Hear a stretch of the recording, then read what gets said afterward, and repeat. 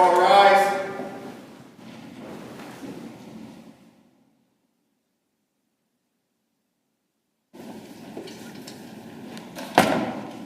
Hear ye, hear ye, hear ye. All persons having anything to do before the Honorable, the Justices of the Appeals Court, now sitting at Boston, within and of the Commonwealth, draw near, give your attendance, and you shall be heard. God save the Commonwealth of Massachusetts. Court is open. Please be seated.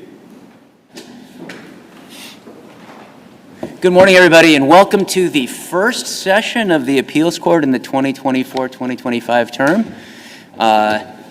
And you know, we've got a huge group here today, and I'm sure there's just as many people watching on YouTube. So, welcome everybody. It's today your panel is me. I'm Greg Massing. He, him. To my right is Justice Hand. To my left is Justice Smith. As for those of you who don't know the rules, it's 15 minutes per side, no rebuttal. Feel free to use your entire 15 minutes, but there's no obligation and no penalty if you finish early. And we have read all of the briefs, so we're prepared. You don't need to spend a lot of time in introduction. Get right to the point. We do have these little tablet devices in front of us, and this is where all the case materials are stored. So if you see us looking at our tablets, it's not that we're looking at the latest election results or anything like that. We're looking at case materials. So I think that's all for preliminaries. And we generally take a break after 3 cases. Today we might wait till after 4 cases, and we'll play that by ear. So the first case that we have today, we have just one party. It's 2023 P237, Mark W. Williamson, trustee, versus Gonzalez and others. Good morning. Good morning, Justices. May it please the Court, my name is Gregory Assetto, and I represent the Valley View School and Attorney Mark Williamson, the drafter of the trust in question in this case. During the trial, I represented Mr. Williamson as one of the trustees petitioning and responding to the various petitions. As part of the appeal, I now represent the Valley View School because after the trial judge's rulings, their interests became aligned, and I represent both of them for purposes of this appeal. Is that like is the school run by a board of directors or something? Is that how? It is, Your Honor. They have a board of trustees, and in this case, the board of trustees of the school appointed the board of trust for the endowment trust, and then the endowment trust controls the SPIVA trust, and it flows backwards to the sole beneficiary of the SPIVA trust is the endowment trust, and the sole beneficiary of the endowment trust is the Valley View School. And so it's important, it's kind of complicated, but it's important to lay that out. It's in the brief, but it's also helpful to hear it in oral argument. This is one of the significant issues, is that the sole beneficiary, qualified beneficiary of the endowment trust was the Valley View School. The other two the other two beneficiaries were not qualified beneficiaries under the MUTC. They were contingent beneficiaries subject to total divestiture, and under the Colecchia ruling, they have no rights under the MUTC until there is a triggering event. Counsel, could I interrupt you and ask a question? Please. What I understand the judgment to be was the judge determined that each of the 2 trustees should be removed. Yes. If I understand correctly, what your clients are challenging are the factual findings that were made as a side note to the judge's decision. Is that correct? That is correct, and I should have said at the outset, and I meant to, that the functional rulings by Judge Moriarty in the probate court have been implemented. Mr. Williamson and Mr. Cushing have been removed as trustees of both the endowment trust and the SPIVA trust. And Ms. Howard, Attorney Howard, has been appointed as the quote-unquote independent trustee, and she serves on both trusts, the SPIVA trust and the endowment trust, as the judge put it in her findings, to oversee and make sure that the trusts are administered properly. So that has been implemented, and you are correct, Justice, that what we're appealing today is really the construct of some of the legal findings by the judge that we view as non-essential, because there were 2 petitions, essentially 2 competing petitions to remove the other trustee, and the judge ruled on that, and getting to that end, she made some findings that we view as non-essential, and we also view as incorrect rulings of law. So if they're dicta, so to speak, is that what you're saying? That's what yes. What's the authority that you can point us to for the removal or the striking or the correction of dicta that doesn't impact Well, let me So- leave it at that. Yeah, so I cited some cases in our brief, Justice, and they talk about, let me just turn to that, I anticipated that question. And a judgment that grants more relief than requested is subject to reversal. That's the Lehman versus Harcon Corp case. Okay, but did that grant relief? What did the dicta do to grant any relief to any party? In this case, Correct. I think it helped the judge ascertain whether there was conflict between the trustees such that it was harming the administration of the trust, and it got her to the point where she decided it was in the best interest of the trust to remove the trustees. But she did not, for instance, the one area where I view was strongly non-essential was her determination that the endowment trust, as stated, the endowment trust was a permanent fund. There was no need to make that finding. In fact, the judge sort of said at the end of her brief, I probably don't even need to get into this, but since it's become raised an issue, I'm going to rule on it. And so she went on, this is at the very end of the second to the last page of her findings of fact, she went on to say that the endowment trust was a permanent fund, and in the estate planning world that has significance because it means that the trust is going to go on in perpetuity for the benefit of these contingent beneficiaries that Dr. Spiva, the settler, really had no interest in. He just, Mr. Williamson testified, and it's in the record, that he came up with these two beneficiaries so that in the case that the school stopped operating, that the funds would not escheat to the state, that there was a fallback position of charitable institutions that would Before receive. I want to talk about that, but I still want to sort of get sort of these preliminaries out of the way. So, I mean, in terms of the judge's dicta, I mean, isn't that just an interlocutory ruling? Couldn't she reverse herself? I don't believe so, Judge. This was a final ruling by her. Well, no, the only ruling, and she said, like you just said, she said it was unnecessary. The only ruling was the removal of the trustees, right?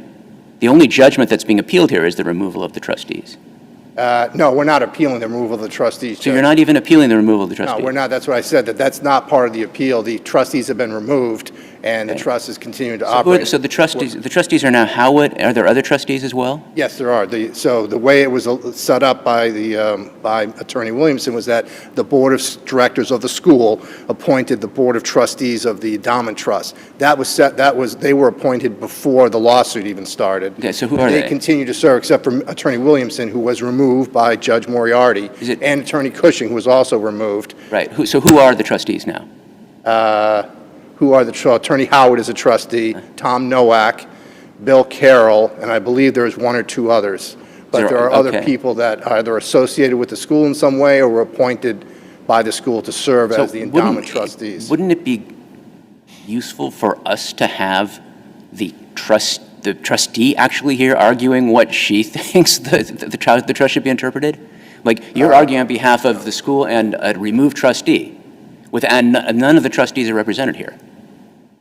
Because I represent the school that is the primary beneficiary of the endowment trust. Attorney Howard would have no standing in it. She was appointed as an independent trustee to make sure that the trust is being administered properly under the rules, under the construct of the trust, but she has no position on this. And the school was a party in the case as well. It's not in the caption, but they were named as interested parties in both petitions, and the school was a petitioner to remove Attorney Cushing under 706B4. There was a proceeding brought by the school as the sole beneficiary of the endowment trust to remove Attorney Cushing as trustee. So they are a party to the... Can I ask you another, I got you. Can I ask you another preliminary question? Is your client, Attorney Williamson, is he still the personal representative of the Spiva estate? Yes. And has the estate been closed? I don't know the answer to that question yet. Judge seemed kind of frustrated that it hadn't been closed yet. Well, again, that was more dicta because it's not in her court. The estate was pending in Worcester Probate Court, right, where Dr. Spiva lived and resided. It had absolutely nothing to do with the process other than eventually the estate proceeds funneled into the Spiva Trust, and then the Spiva Trust distributed all the monies to the Endowment Trust. So that hasn't happened yet, right? So, right, the Endowment Trust is kind of empty right now, right?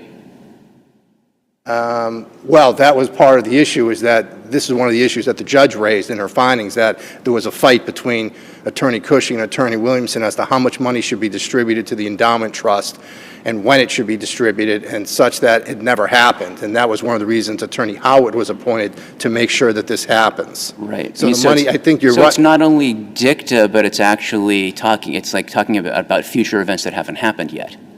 To some extent, that's correct, Judge. And didn't the judge also say, one of the things in her findings was, nobody has moved to reform the trust? Yes. And doesn't that sort of indicate she might be open to a motion to reform the trust? Well, it wouldn't be a motion, it would be a separate petition that would have to be brought. Okay, but doesn't it sound like she'd be open to it? Well, yes, but that was part of my presentation, that it's not necessary because the judge made a finding. Part of what I wanted to focus on today is that in that section on the endowment trust, the judge made a finding, and nobody's better situated than the judge in the trial to make this finding, that the donative intent of Dr. Spiva was to leave everything to the school. And so she went on to say, although Article 3 and 4 of the endowment trust is the sole distributor provisions, there should be something to allow the trustees to distribute over and above that to the school. And she said that would not be inconsistent with the donative intent. So based on that, these cases where you're interpreting the trust, the donative intent is the primary concern. And so based on her finding in that regard, she could have determined that the trustees had the authority to make additional distributions over and above Article 4 and 5 of the endowment trust. And that's a part of what we're appealing, because she said that the trust is limited, but then she went on to say that there is no limit based on the donative intent of Spiva, because everybody in his life, from his executive at the school, his estate planning attorney, his nurse, and the office manager and the first trustee of the endowment trust, all said that his sole goal was to provide for the Valley View School. Valley View School was his crowning achievement. He dedicated his life to the school. He founded the school, and his goal in setting up the endowment trust, according to Kim Beatson, the first trustee of the endowment trust, was to ensure the perpetuity of the school. And he wanted no limitations. This was in her testimony in the record, and it's also in our brief, that he wanted no limitation as to what could be provided to the school. For instance,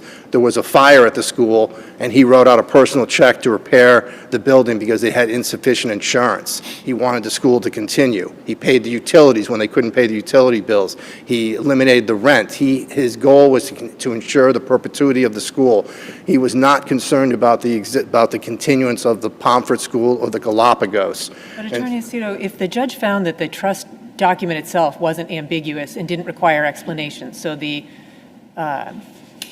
additional extrinsic evidence of what the Yes. donative intent was didn't come into play, which, at least according to the argument that I can see being made, is that that's what she found, that the trust says a certain thing.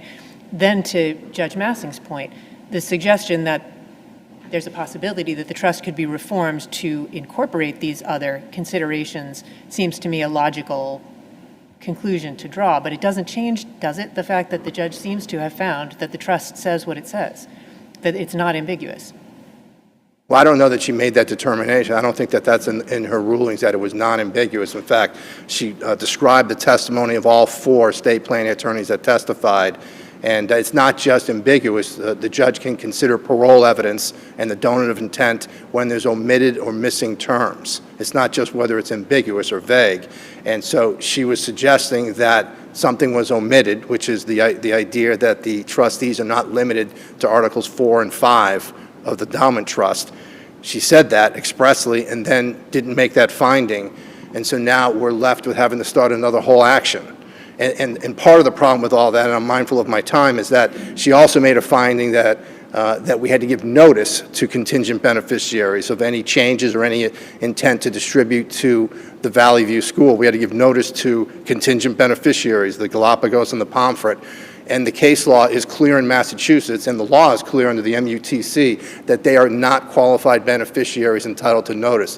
The Colecchia case is right on point on this issue, that unless there's the triggering event that's set forth in the trust, they are not qualified beneficiaries. And in this case, the triggering event is not the death of Dr. Spiva.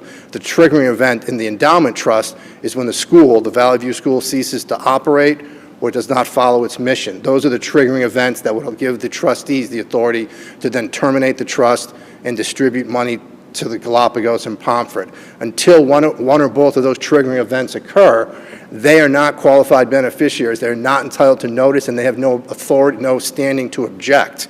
And that's under Colecchia and under Markham v. Fay as well. Not a state court case, a federal court case, but nonetheless provides the authority that they are not qualified beneficiaries.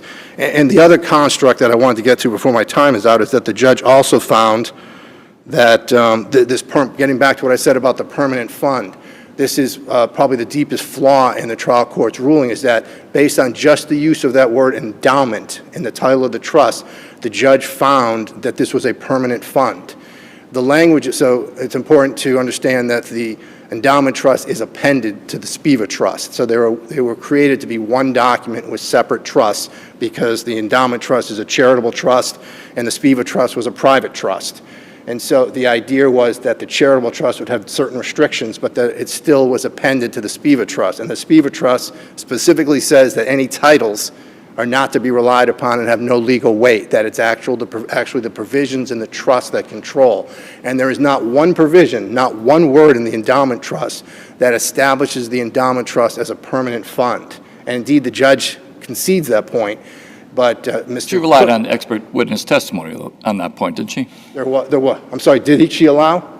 She relied on an expert witness testimony as well as the term endowment, correct? That's true. She relied on Attorney Cushing and Attorney Lichtblau that stated that it was a permanent fund. However, she disregarded this testimony of Attorney McCarthy, who was also, there was four so-called experts, if you will, Justice, and Attorney Williamson, who testified contrary to that there's no provision in the trust, none whatsoever, that it established it as a permanent fund. And more importantly, considering the donative intent, going back to what I said earlier, that the judge already found that the funds of the trust were to be used for the school, the Valley View School, making this determination that the corpus of the trust would be preserved for these two contingent beneficiaries is contrary to the donative intent of Dr. Spiva. Don't the two contingent beneficiaries serve the donative intent, because it says that if the school, stops doing the mission as it's supposed to do, then it loses its endowment, and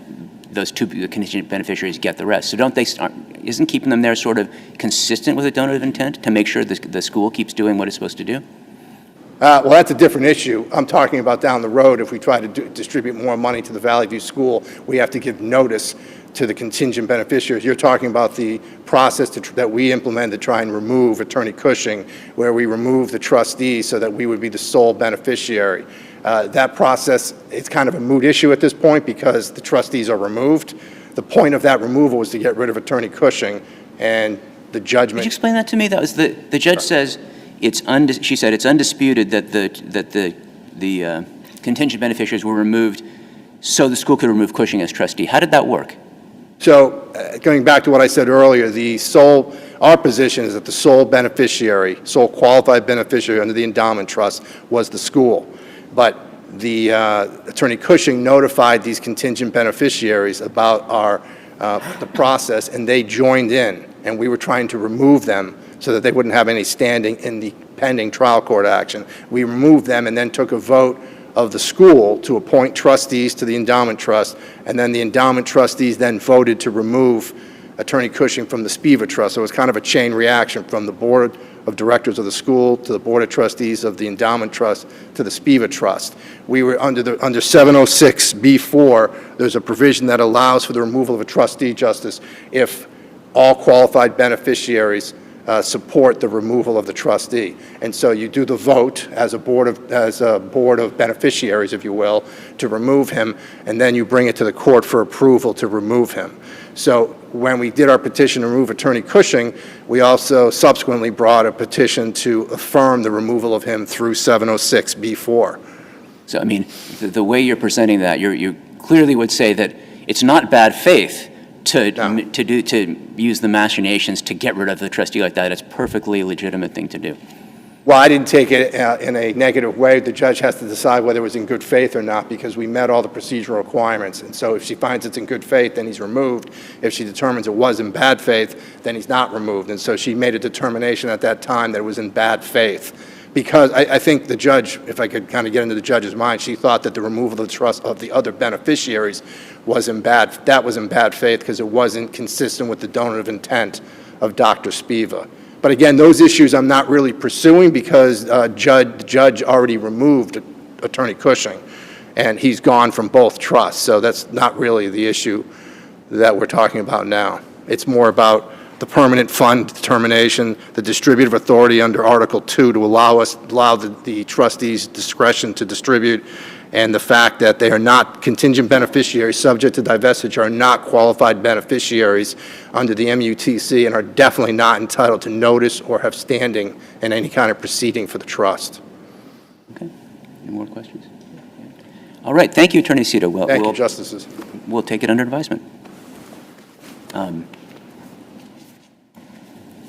Okay. So the second case and the third case today are both DCF cases, and so just for people who are these are impounded cases. We're not to mention that you use any names. So the first of those two is. So you have to identify yourself by number as opposed to by name. Is 23P1368, which is Department of Children and Families, I believe, versus Father.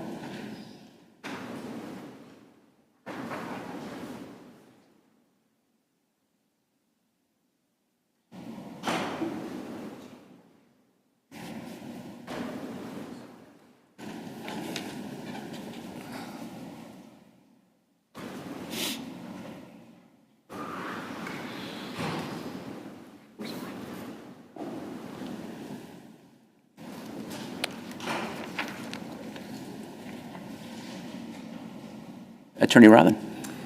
Good morning, Your Honors. May it please the Court, my name is Jeremy Robin. I represent the father appellant in this case, child welfare case. The only issue before the Court is post-judgment, post-adoption contact. Let me begin, if I may, with something I think we can agree on, which is the fundamental and constitutional right that a parent has to parent his or her child.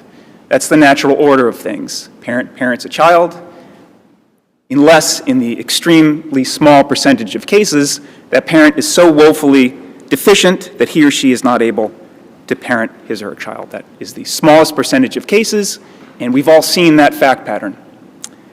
But even in these rarest of cases, there are circumstances, many circumstances, where a trial judge has the power to allow for some contact in the best interests of the child, such that the child can benefit from a connection with that deficient, woefully deficient parent. Substance abuse issues, mental health issues, domestic violence, etc. Take your pick. Even in those instances, though, post-judgment contact can allow for, again, the very vague phrase that's the case law here, the best interests of the child. So here we have a mother and a father deeply afflicted. Again, take your pick. Substance abuse issues, mental health, domestic violence, poor parenting, current parental unfitness, and termination was appropriate. Neither parent is disputing that.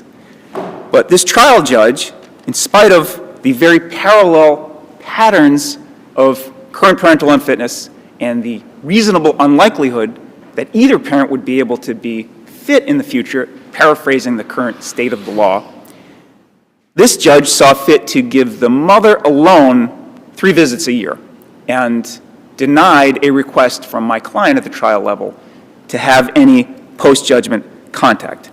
And again, the afflictions of these two individual parents, very similar. Significant substance abuse issues for the mother. But isn't the real issue here not their afflictions, but their relationship with the children? Correct. But I think their afflictions But I mean, are relevant to the relationship. But I mean, are they? It seems to me that the judge's findings in the record here is that your client had very little contact with the children, and in fact, they did not really even enjoy the contact with the father, but that they had better contact with the mother. That is, I think, what the judge determined. Right. But Is that wrong? I think erroneous? yes and no. I think yes and no. Both parents had significant limitations. I'm not going to belabor that. But this is a mother who used hard substances in the very latter stages of one of the pregnancies, went months without seeing her children when she was incarcerated and relapsed. Started using substances at a very young age, moved on to the harder stuff by about 18. Her compliance with the service plan was minimal. And I think the lack of engagement in services certainly speaks to an ability to learn mistakes, to acknowledge mistakes, to be ready and able to have a relationship with a child. And incidentally, I want to point this out, with post-judgment and post-adoption contact, it doesn't have to take the form, and it rarely does take the form, of unsupervised visits on a monthly basis. Usually it's, as was the case here, 3 visits a year, 3 hourly visits a year. I mean, that's such a minor amount of contact, such that a child can know his or her parent. Sometimes it can take the form of letter writing. Sometimes it can be a picture. And it's not as if this contact is sort of unsupervised. A letter would be sanitized, would be reviewed for its propriety, et cetera. So to the point of having had bad visits, maybe the contact wouldn't be visits, maybe it would be letter writing. But this judge, I'm sorry to interrupt you, but didn't the judge make findings here that the father, even in the supervised visits that he had, was interacting inappropriately with at least one of the children, and that the supervision wasn't the element, it wasn't the critical question, the handling of the contact, it was the father's inability to grasp what was appropriate contact and what wasn't? That's true. That's true. He's was largely unsuccessful in his grappling with substance abuse issues, and I don't know whether that influenced behavior at that particular juncture, but it certainly might have. I mean, both these parents were in and out of substance abuse programs throughout the pendency of these cases and never successfully dealt with that issue. And I think it affected both of them. And I just want to comment, I read in my sister's brief that she suggested that I somehow am arguing that because they're married and they're together, that because one gets something, the other must also. That's not what I'm saying. What I'm saying, though, is that if mother's going to get 3 visits, and it's very parallel tracks, the same metric has to be used, the same calculus for a father, for some relationship. Maybe it's not the same because maybe the quality of visits wasn't the same. But I don't think we can look at these facts and say, the mother's visits were always great. You know, she always arrived on time. That's not the case. Sadly, it's not the case. There are many parallels with these 2 very sadly afflicted parents. By the way, just to clarify, the judge ordered for the mother just visitations while DCF has custody, but not post-adoption, right? Post-judgment, yes. Post-termination, but not post-adoption. Correct, that's my understanding. Okay. Yes. I mean, has the adoption gone through yet? So I don't know the answer to that. I don't think it does, though, until the appeal is completed. Okay.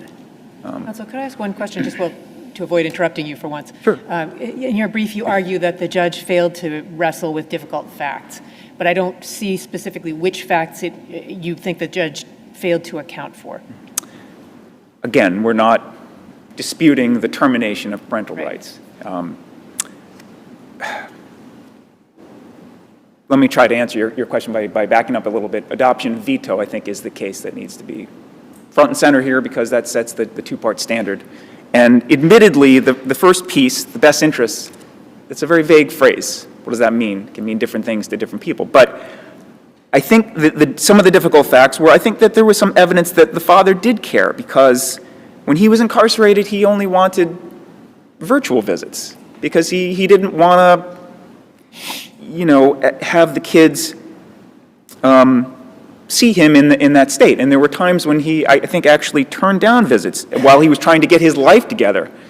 Again, sadly, he wasn't able to do that in a way that allowed him, I think, legally to ward off the termination of his parental rights. But I think those are some facts that are worthy of consideration. And again, I want to emphasize that contact doesn't have to mean it certainly doesn't mean parenting, but it can be very minimal, a letter or two a year, maybe a supervised hour for Father's Day or a birthday or some event. Is there anything to prevent him from sending letters? Yes, I think there is, which is that he's not allowed to have any contact, and the letter would represent a contact. I mean, the court didn't order that he gets visitations. Is there a restriction? Maybe I'll ask DCF this, but is there really a restriction that he can't send letters to the kid? I think that would come under the rubric of contact, because in my experience, many open adoption agreements don't allow for any in-person contact. It's just letter writing or pictures. So I think he is prescribed from doing that. Now, the second piece to veto is if it's necessary because the pre-adoptive family hasn't indicated a willingness to allow it. I suppose they could come around and say, yeah, he can write a letter. It would be up to them once the adoption goes through. But my understanding from the record is that they've not allowed for that, any contact in any form. Again, even very minor letter or two that's sanitized, that's Isn't reviewed. there factual finding 168 that the judge made that the pre-adoptive parents are open to involvement of the parents? I'd have to take a look at that, Your Honor. My understanding is it was only with respect to the mother, but I could be wrong on that. The judge said parents, and the underlying document said parents. In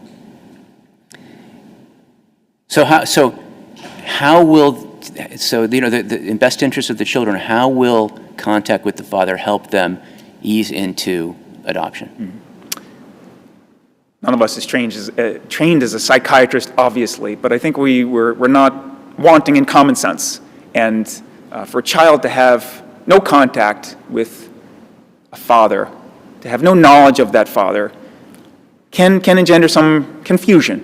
And I think the very minimal contact that my client is asking for, sanitized contact, reviewed contact, would allow for these children to at least know who their father is. Sort of mistakes and all that he's made, which as they get older, certainly they'll appreciate. But I think it's a pretty vague phrase, and post-adoption, post-judgment contact it runs the gamut. So those are the points I want to make. Okay. Thank you very much. Thank you, Attorney Robin. So the department and the children are dividing their time. Department, the first 10 minutes, is that right? Yep. Okay. And that's Attorney Gallup. Yes. Good morning. Good morning. May it please the court, Julie Gallup on behalf of the Department and Children and Families. The department is asking for this court to affirm the decree of the lower court terminating father's parental rights and declining to order post-termination and post-adoption visitation as the judge found it was not in the children's best interest to make such orders. To respond to Justice Massing's question to my brother, finding 168 did address the issue of the pre-adoptive family being open to contact with the parents, and that comes from Exhibit 30, and I can give you the record appendix site if you'd like the specific. It's in your brief. I found it. Okay, great. These orders for post-termination, post-adoption contact are for the benefit of the child. And while my brother mentioned that father did care, that's not what the judge is looking at is whether or not continued contact with a biological parent is in the child's best interest, and then also whether an order is necessary to ensure that the child's best interest is maintained. So it's interesting. So the judge did make the finding about the pre-adoptive parents, but she didn't order any visitation for the mother or father with them. She did while the child's in department's custody, and so I take it the department would be opposed to the father having contact with the child while in the department's custody. That was the department is supporting the judge's decision. So, what the clinical social worker's opinions are, personally, I don't have that information, and I don't know that it was necessarily apparent from the record. What was apparent from the record was that the 2 limited visits, I mean, father had 2 visits with the children, and both did not go. Is he allowed to write letters? I would assume, I mean, to answer that question, I would have to go outside the record. I'm assuming he's allowed to write letters, and given the fact that the pre-adoptive parents said that they were open to contact, I would imagine that they might be open to negotiating something like that once the adoption does go through. Typically, adoptions, we tell, the people not to file anything until an appeal is finalized, so. I mean, presumably, if he wrote a letter, it would go to the pre-adoptive parent or parents, and they would screen it. Right. I mean, it would be addressed Yeah. to. And if he was abusing that, I'm sure there could be action taken as well. I'm sorry, I didn't catch that. If he was abusing that, if he was, sending hundreds of letters and sort of being abusive about it, there's a remedy to that too. Certainly. And so I think also just looking at the record, given father's ability throughout the course of this case to have contact with the children either in person or virtually, and he did not avail himself of those opportunities for significant periods of time, there's a question in my mind as to whether he would do so moving forward, given an opportunity. But that's neither here nor there.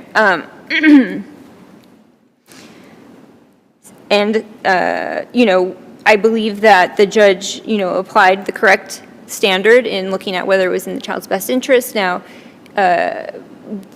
that involves looking at the relationship between the child and the parent, and, given the fact that the judge determined that the father did not have a significant relationship with either child, there was no order entered. Certainly you can also consider whether the child has formed strong existing bonds with the pre-adoptive family, which both children had. So, I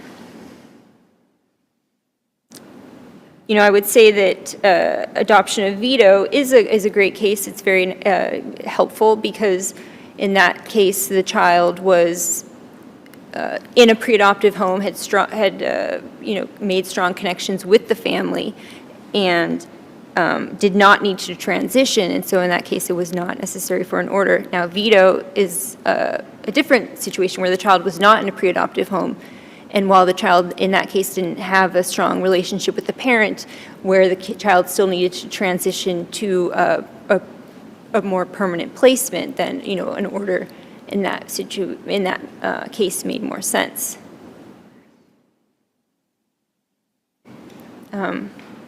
If there are no other questions, I would rest on my brief. Thank you. Thank you. Attorney McKenna?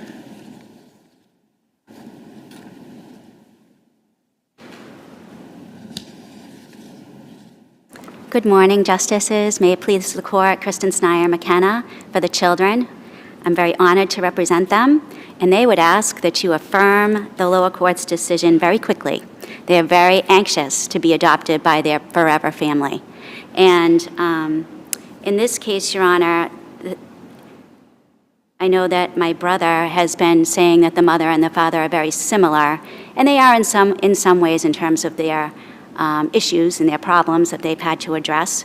But the mother, in fact, was the primary caretaker for both children, very shortly for the son. But in terms of the daughter, she, along with the father in that first year of life, was the caretaker with him. But then as they struggled with their substance use disorder, the mother did rely upon the great-grandmother in terms of parenting that oldest child. And the great-grandmother was, in fact, the primary caretaker for a long period of time with the assistance of the mother.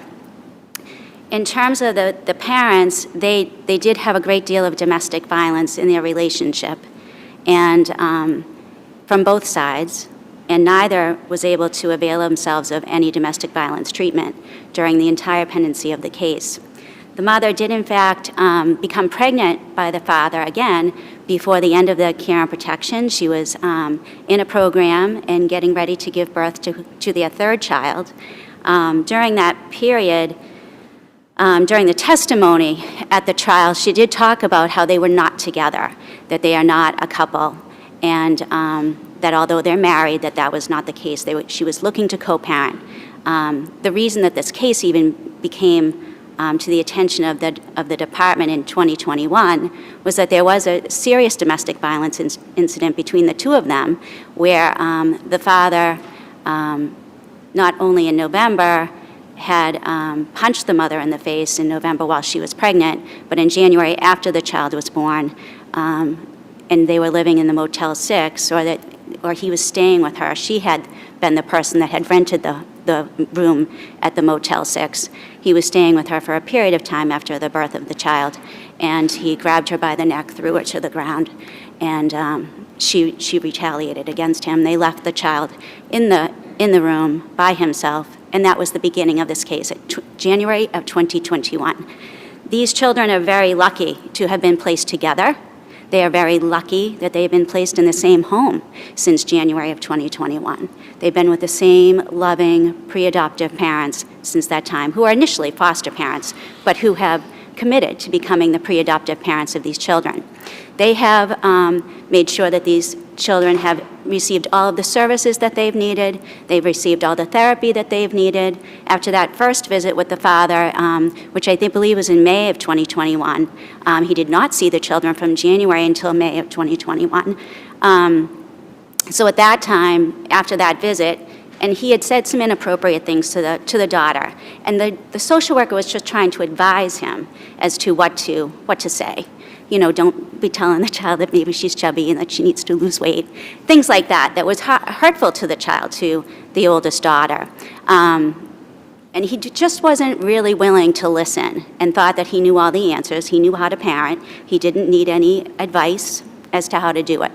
And similarly, from that time period, unfortunately, he did struggle with his substance use disorder, and he was in and out of programs. And so virtual visits, well, first of all, he was incarcerated for 9 months because of a domestic violence incident with another woman, not with the mother in this case.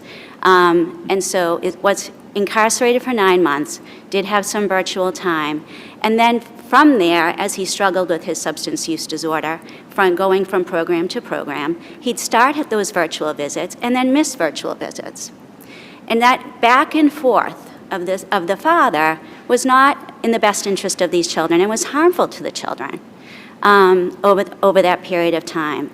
And then by the end of 2022, as he was in a program and he seemed to have stabilized, he missed virtual visits. He was an hour late to the Christmas visit that they were going to have, and then missed the visit the following week and relapsed again. So he was in their life, he was out of their life, and that shows us what can happen in the future if there's contact. These pre-adoptive parents had a conversation with the court investigator, very clearly said, the foster mom said that she was open to contact for both parents.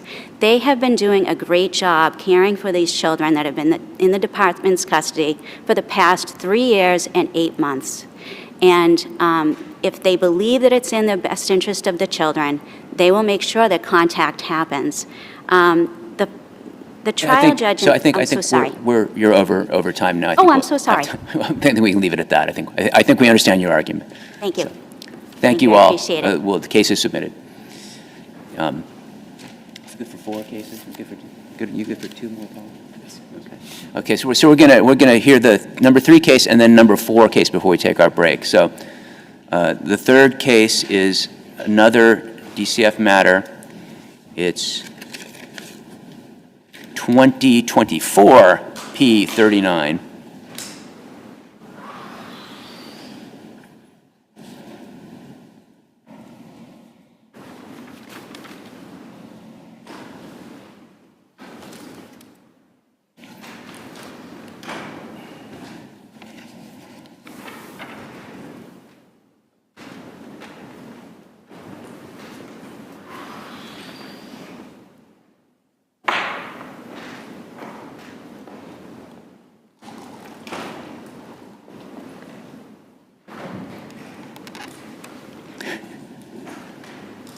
You took their water. You got your own water over there. It's quite all right. So just hold on a sec. I've represented so many appellants, appellant children. Hold on a sec while we get the clock reset. I'm all set. No, the clock, we need to reset the clock. Just a second.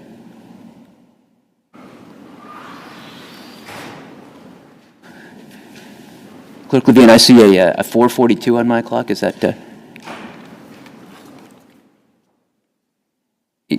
can you reset? It's at 4:51. Or? Take your time. This is a new court year. 15 minutes for this one. There we go. You go ahead, please, the court. Okay, go for it. Good morning. My name is Svetelina Gervo-Wilson. I represent the mother on this care and protection matter. And my client is asking that the judgment is reversed. The judgment terminating her rights is reversed and remanded both in the issues of current fitness and the best interest of the children. So just to clarify, I have clarified in my brief as well that my client does not object to the finding that she was unfit at the time of trial. As a matter of fact, she actually admitted to it. She lived in a really bad area of Holyoke. There's violence against her. She went into details about how terrible life there had been. And she told the judge, I cannot bring my children there. However, I'm staying in the area for my children because I do not want them to think I've abandoned them. And my plan is to move as soon as these proceedings are over, and the judge at the time did not credit that. She did not believe her that she intends to make any positive changes. And the crux of the judge's findings were that my client does not, she does not trust her judgment. She does not believe that she's willing to change. Now, my client was 23 years old at the time, so I'll give a little timeline. My client moved out of the Holyoke area. She moved 90 miles away to a shelter several days prior to the findings of fact and conclusions of law were issued.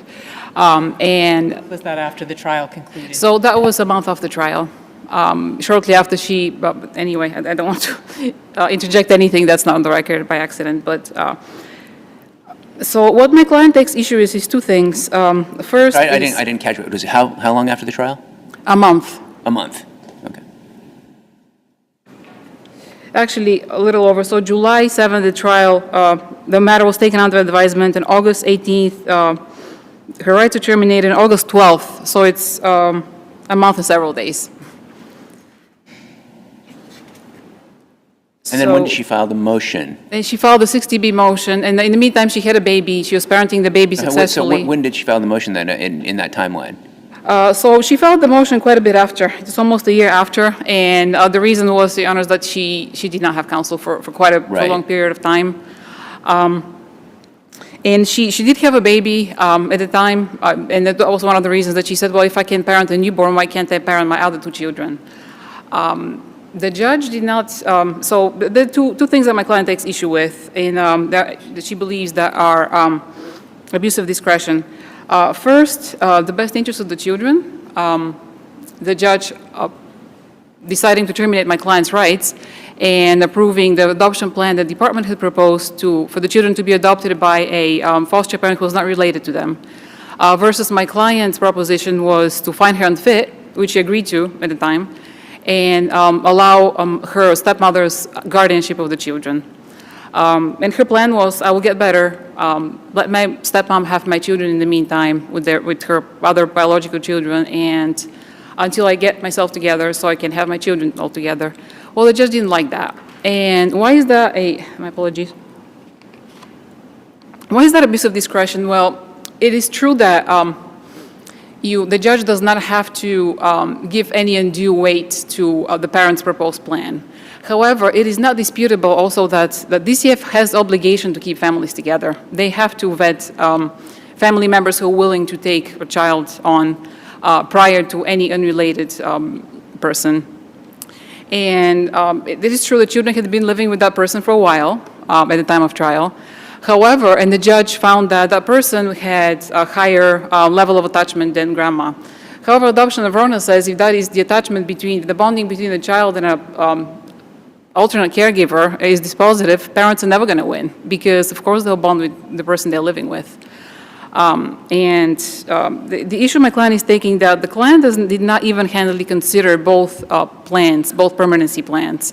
She mentioned nothing about what benefits would the children have if they live with their grandmother. And Something the way you described that troubled me a little bit. You said that she wanted the kids to go with her stepmother, Yes. so that when she got better, she could go back and become the parent again. So she Isn't wanted that to so- be. Is that, I mean... I might not have expressed myself clear enough. So she's only found to be unfit, but her rights are not terminated.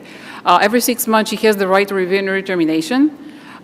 She needs to claim that she has changed her circumstances, such as that she's now fit, and the judge and the DCF then has to prove that she's still unfit.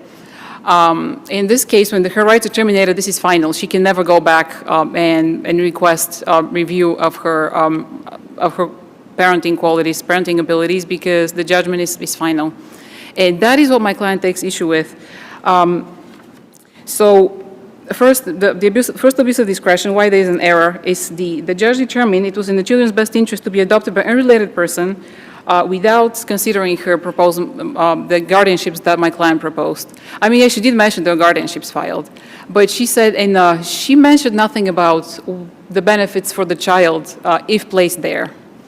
And I know that DCF takes issue with that footnote that I mentioned, that there is research in that in the area of children's best interest, and why is it in best interest of the child to be with family.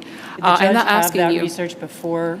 So the judge did not, however, and that's why I'm not asking you to click on those links and look into it.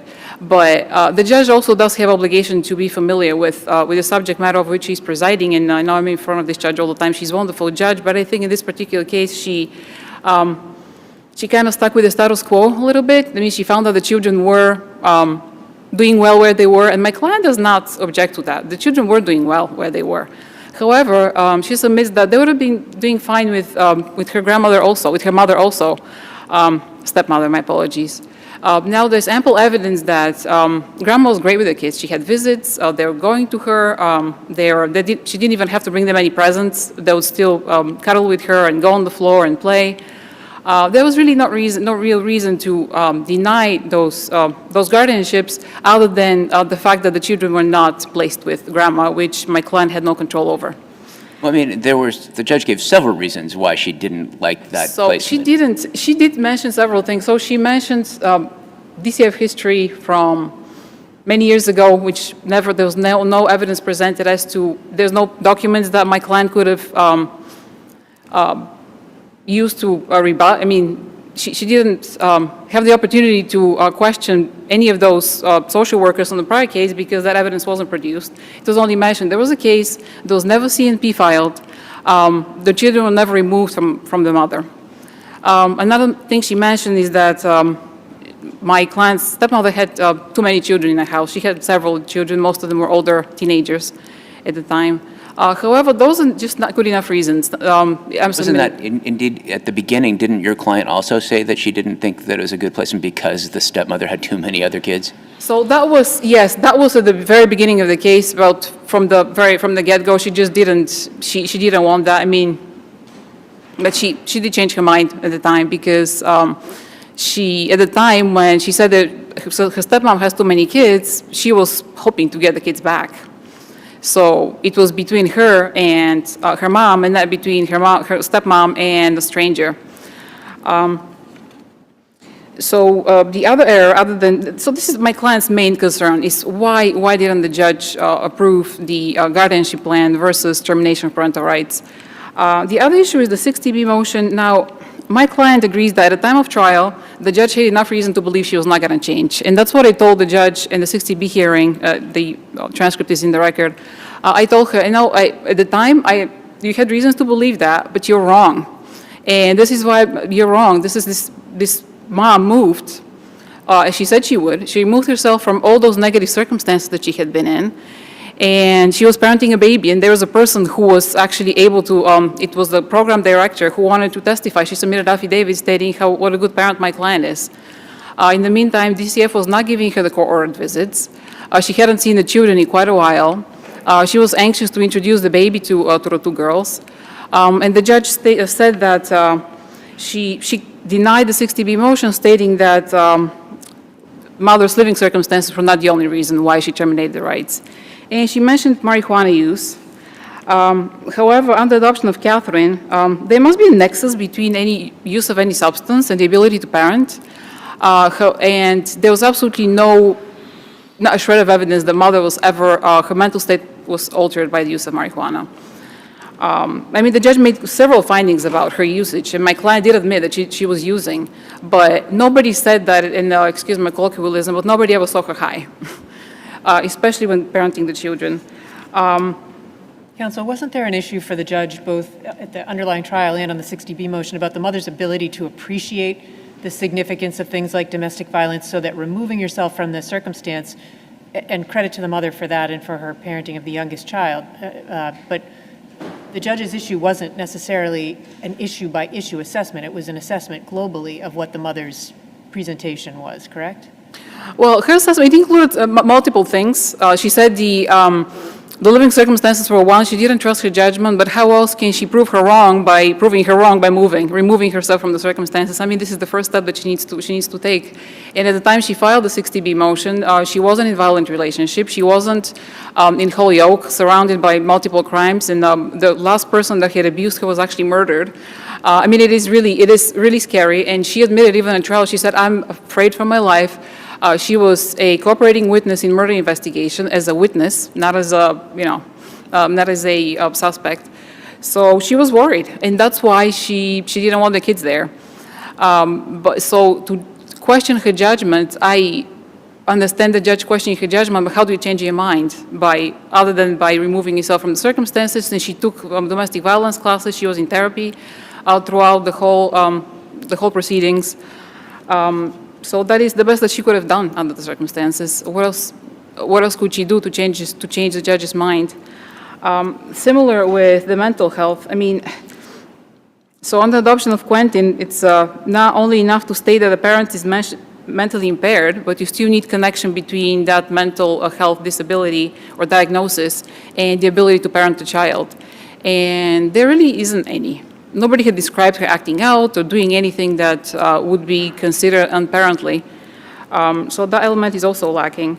The judge also mentioned criminal activity. However, there's no, mother had no convictions whatsoever at the time. So I'm not quite sure this could have been even considered, like, I mean, if she did have convictions, she might have become unavailable, but this was not the case in her particular case. Did she have open charges at the time of the motion hearing, or just at trial? I'm trying to remember, because and I'm afraid I might say something that did not happen in 60B motion. But at the time of trial, she didn't have any convictions, and at the time of 60B, she was not convicted of anything. And she was doing fine, and the child, I didn't mention that the child that she gave birth to, that she was parenting, when she filed the 60B motion, she offered guardianship to her stepmother because she was worried about DCF taking her as well. Even though she had parented her for about 6 months, she was not removed. DCF was visiting her in the program, but she became nervous, and as she said, I mean, I'm not expanding the record, it was in the 60B motion. Also, in the judge's legal conclusion 6, she referenced that your client had been incarcerated for selling drugs. You're saying she wasn't convicted, or you're saying that finding or that conclusion is erroneous? So that she was convicted, I'm trying to, so it was nothing at the time that she was going to do time, she was not convicted of any crime at the time of that would expose her to incarceration at the time of the trial, is what I'm referring to. As to conviction of selling drugs, I'm so sorry, my memory is failing me. I do not recall if she was, but I know that she wasn't in danger of that at the time of trial, in the danger of becoming unavailable. And even then, even if she had been convicted, if she had a plan for care of the children, that would have still not been sufficient to terminate based on that alone, based on her unavailability.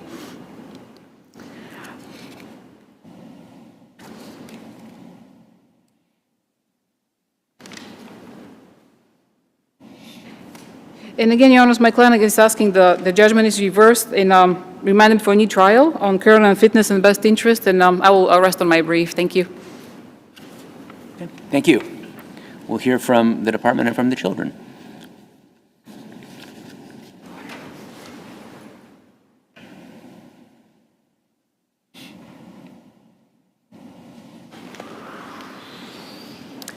Good morning, Your Honors. You can bend it up. You can, yeah. May it please the Court, my name is Claire Gilchrist. I represent the Department of Children and Families in this appeal. If I may, just like to briefly address my motion to strike. If there are no questions, I rest on my motion. So what did you moved to strike because this was not raised below, right? I mean, that's Correct. essentially. That's correct, Your Honor. So there was no objection, no argument at all below about there being, the preference for kinship placements? That's correct, Your Honor. Is there?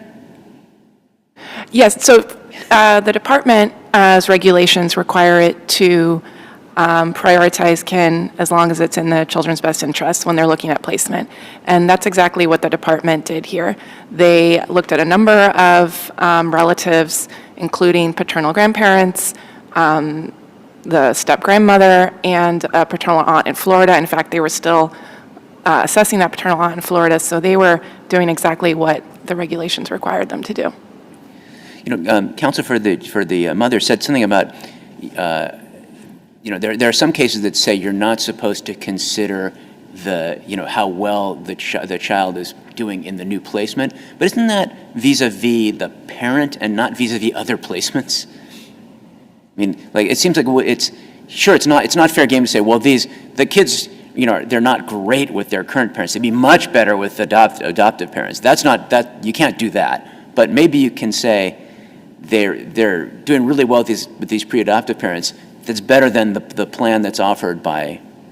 Certainly, and that is the judge's job. The job that the trial court judge has to weigh the plans and meaningfully evaluate them. And here the judge did that. She made 35 findings of fact, roughly half to each plan. So she did meaningfully consider, and she was really primarily concerned with the adequacy of the care that each caregiver could provide. So, while she did mention bonding, that was just one of the components that she looked at. And as my sister does acknowledge in her brief, that is a factor to consider.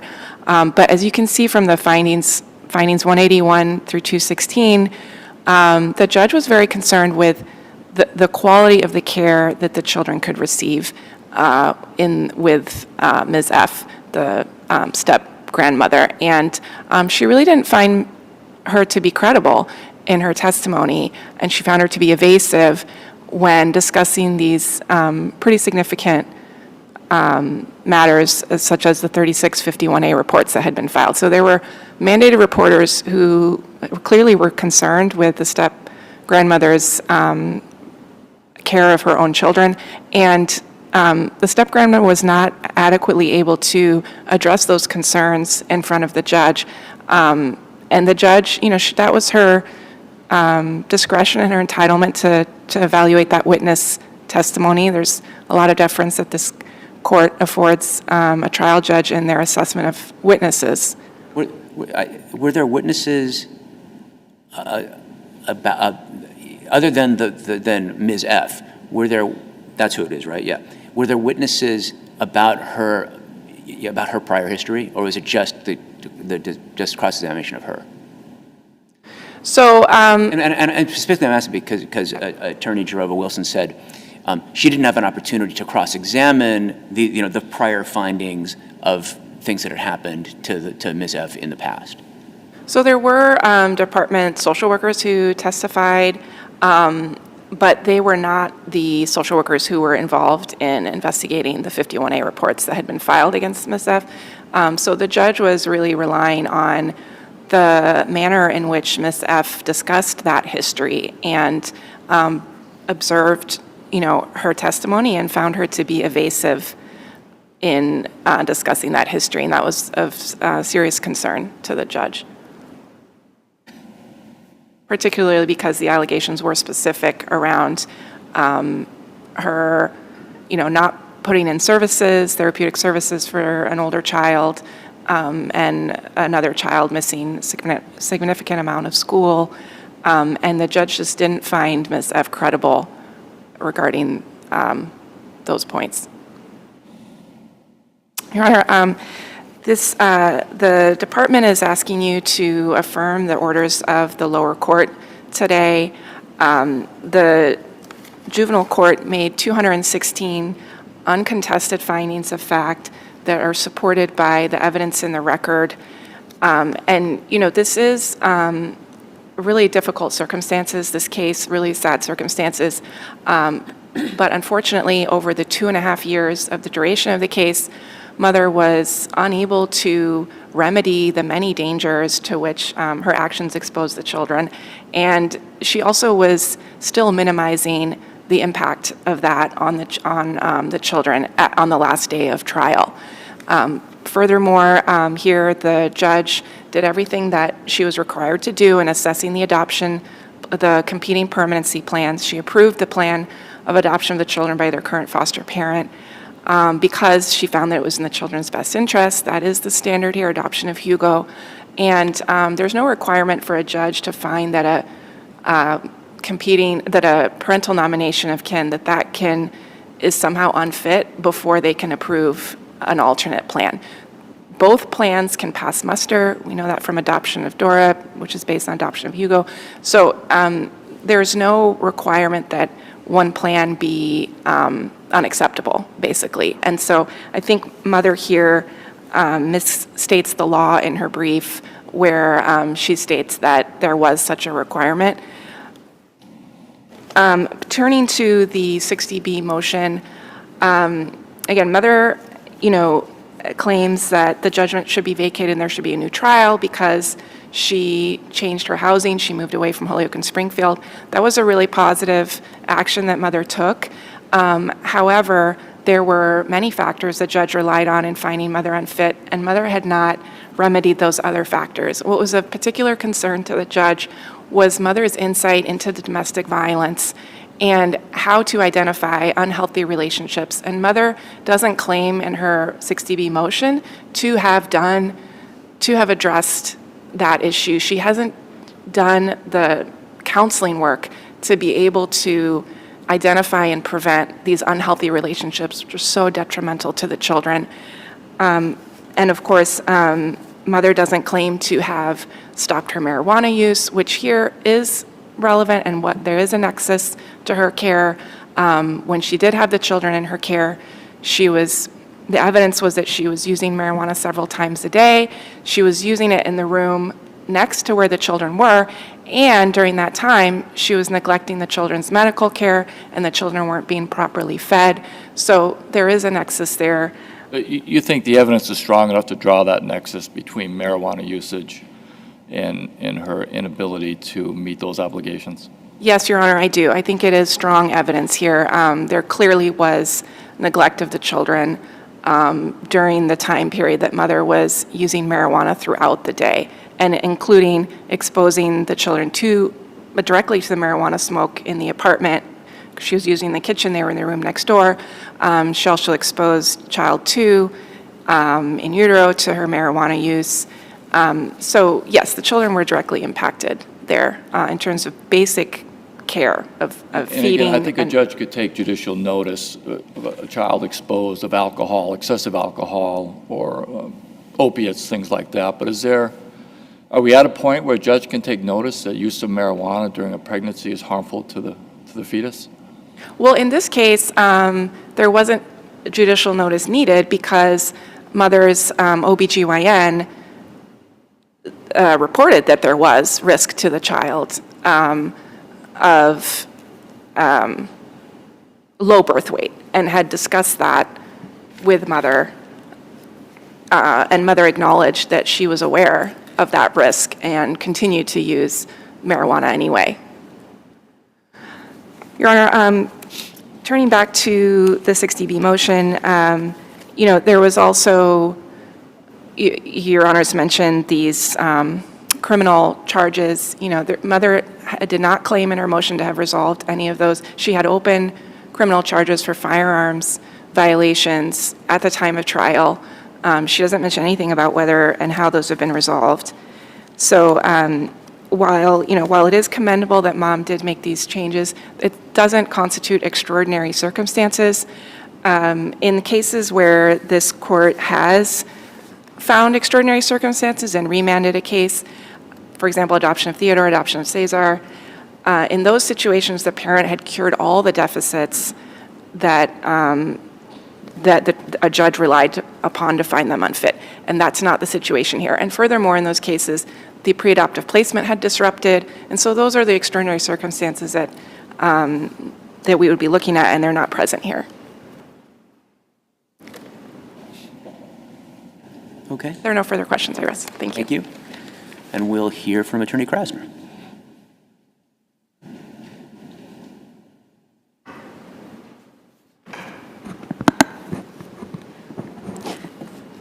May it please the court, I'm Sherry Krasner on behalf of the two children. Mother surely is entitled to a full and fair process because of the right that is at stake. I ask, however, as this court deliberates what to do and the speed at which to do it, to remember that my older client was born in December of 2018, came into care in January of 2020, and has been in her current placement since February of 2020. Her baby sister, born in December of 2019, came into care at only a few weeks old, was placed with her sister in August of 2020. They deserve to have finality now. They're doing very well in their placement, as the court notes in findings 210 to 214. They're attached to their foster mother. She meets all their needs. But of course, as Justice Messing pointed out, that's not the issue. The issue is we wouldn't get to that issue if mother was currently fit and able to meet the best interests of the children. But she surely is not. The department put on a very convincing case that mother's many parental deficiencies made her unable to meet the best interests of the children. And again, as Justice Hand pointed out, it was that inability for mother to recognize just how much her actions had and could place these children at risk. And again, I would point to findings 80 to 82 and conclusions of law 6 through 9 and 19, and also the case adoption of Sicily. This idea that if a parent doesn't recognize what he or she is doing wrong, then they're never going to be in a position to change it. And sadly, that was the circumstance here. With respect to the adoption plans, and even if this court found the argument made by Mother's Counsel persuasive about the errors about a different way to look at the adoption plan, that's not the issue. The issue is, did the judge abuse her discretion? And she explains very clearly why she made the decision that she made the decision. And I think it's very important for the court to remember also that the guardian has not appealed, or there's no record evidence, the guardian appealed the decision to deny her guardianship petition. And we know from guardianship of Tara that if the guardian, or the potential guardian, is unwilling to take the children at this point, that no court would be in a position to force her to take the children. So we can't go anywhere with that issue. That issue is foreclosed by the fact that the guardian has not appealed the decision. With respect to the 60B motion, as I point out in my brief, it's somewhat confusing, the theory that mother is making her argument. She talks about appealing both under Section 60B-5 and under 60B-6, but 60B-6 is that catch-all if, in fact, none of the other factors 1 through 5 apply. So it's somewhat unclear, the theory on which she is proceeding, but I would say under 60B-5, and she relies in that case on adoption of Theodore, that the facts of that case are so different from the facts of this case, as my sister pointed out, in terms of the fact that the judge in Theodore had identified one deficiency, that mother needed to separate from her father. That was the one thing that was holding her back, and she did that, plus the children in Theodore were not in an identified placement. So I would say that the cases are so factually different that relying on 60B5 doesn't, and Theodore doesn't apply in this case. And with respect to 60B6, the extraordinary circumstances, and those, although, again, commendable that mother had changed her living situations, surely not sufficient to open up a brand-new case where the children are in a safe and secure placement, and it's not clear that mother has met the other deficiencies and not even recognized the other deficiencies. I see that I have 3 seconds left, so I'll rest on my brief, and I thank the court for its attention. Thank you very much. Thank you all. The case is submitted. So we're going to hear one more before our typical morning recess, and that would be 23P 1103 McClellan versus White Cliffs Condominium 4 Association.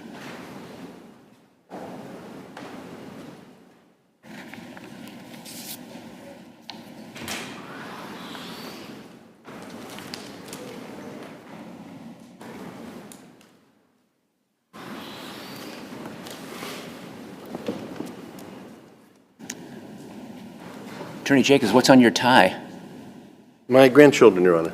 It's hard to see from here, but... This is when my one grandson was coming to the appellate court for an oral argument here. Oh, no kidding. Last year. If it please the court, Walter Jacobs for Mary McClellan. This case involves an issue of discrimination and retaliation of a condominium owner by the condominium association. The issues that I think are important for the court to address will be the definition of contiguously located housing. It is our position that condominiums, which I think are undisputed, are included under the protections of Chapter 151B, come in under the definition of contiguously located housing. The trial court indicated that this property was not under the definition of contiguously located housing because the association had not sold, rented, or leased 10 units in the condominium complex. There are 108 condominiums that are contiguously located within White Cliffs Drive. There are multiple buildings, 108 units. There are 12 fourplexes and 10 sixplex buildings, totaling 108 units. We believe that all those units in that area constitute contiguously located housing. The trial court indicated that because the condo association didn't own 10 or more, it did not meet the definition. We believe the definition goes back to the declarant of the condominium, Cape Side. When Cape Side Development developed this property, it owned all of the condominium units. We have in the stipulated facts, we've indicated that that is true. But can I ask you just to look Yes, at Your Honor. addressing the definition? Housing which is offered for sale, lease, or rental by a person who owns or at any time is owned. So the statute itself, it has language about at any time has owned, and it didn't use, it doesn't begin by saying housing which at any time was offered for sale. It says which is offered for sale, which seems to, I mean, why isn't that saying that we're talking about a current owner? I agree that the exact wording of the statute is awkward in the context. You could say that again, though. Well, I think that's part of the problem in interpreting and understanding. The statute is not as clear as it could have been written, because if condominiums are to be protected, as the MCAD regulations 804 CMR 2 indicate that condominiums and associations, Chapter 151B indicates that a condom association is a person under Chapter 151B. The regulations of MCAD indicate that homeowners associations are covered entities under Chapter 151B. Where do condominiums then fall within the 151B statute? If they don't fall under contiguously located housing, where do they fall? What are their protections? How are condominium owners protected vis-a-vis the association that owns the common space? It would have to be under, I believe. They're protected. They can't discriminate. Right, I mean, we're only talking about we're not talking about whether condo associations are included. We're talking about whether they are on the hook for paying for accommodations. That is correct. Section 6 and subsection 6 and 7 of 4, which indicates the prohibitions, indicates that it has prohibitions with regard to rent, lease, and sale, which is what the trial judge focused on. But the B subsection of 6 and 7 talks about discrimination with respect to any term, condition, or privilege of the owners of the condominium. The question, Your Honor, is correct. So under 7A, does the condominium association have to pay for the accommodations that are requested? It does have to pay if this meets contiguously located housing. Kakovich versus Halcyon Hill, which is a case decided by MCAD, addressed this very issue and found that the condominium association is covered under Chapter 151B, and that because the trust, all the condominiums in Halcyon Hill were owned at one point in time by the declarant, therefore it was contiguously located housing of 10 or more units, and therefore the condominium association had to pay for the accommodation that was requested. Kakovich requested, I believe it was a ramping, and the MCAD ruled that they had to pay for that ramping of 5 or less steps because it was contiguously located housing, because it met the definition of at one point in time was owned and controlled by one individual, being the declarant of the condominium. Well, I mean, the judge in his ruling said that actually the MCAD in that decision didn't really address the issue of whether of ownership. But I do want to let's address the issue of ownership. I'm turning to 7A1 and the proviso about who has to pay. Assuming it's contiguously located housing, reasonable modification shall be at the expense of the owner or other person who have a right of ownership. And so you have to convince us that the condo association is the owner. The condo association is by the declaration, the master deed. The condo association owns the common space. The patio is common space under the master deed. The other tenants the other condo owners own the common space. The association is the representative of the members of the association. Right. They are represented by, they form the association. They all own an undivided interest in all the common space. All the owners together as an association of homeowners. They own the common space. The patio is an exclusive use common space dedicated to each of the individual owners of a first floor unit, a ground floor unit.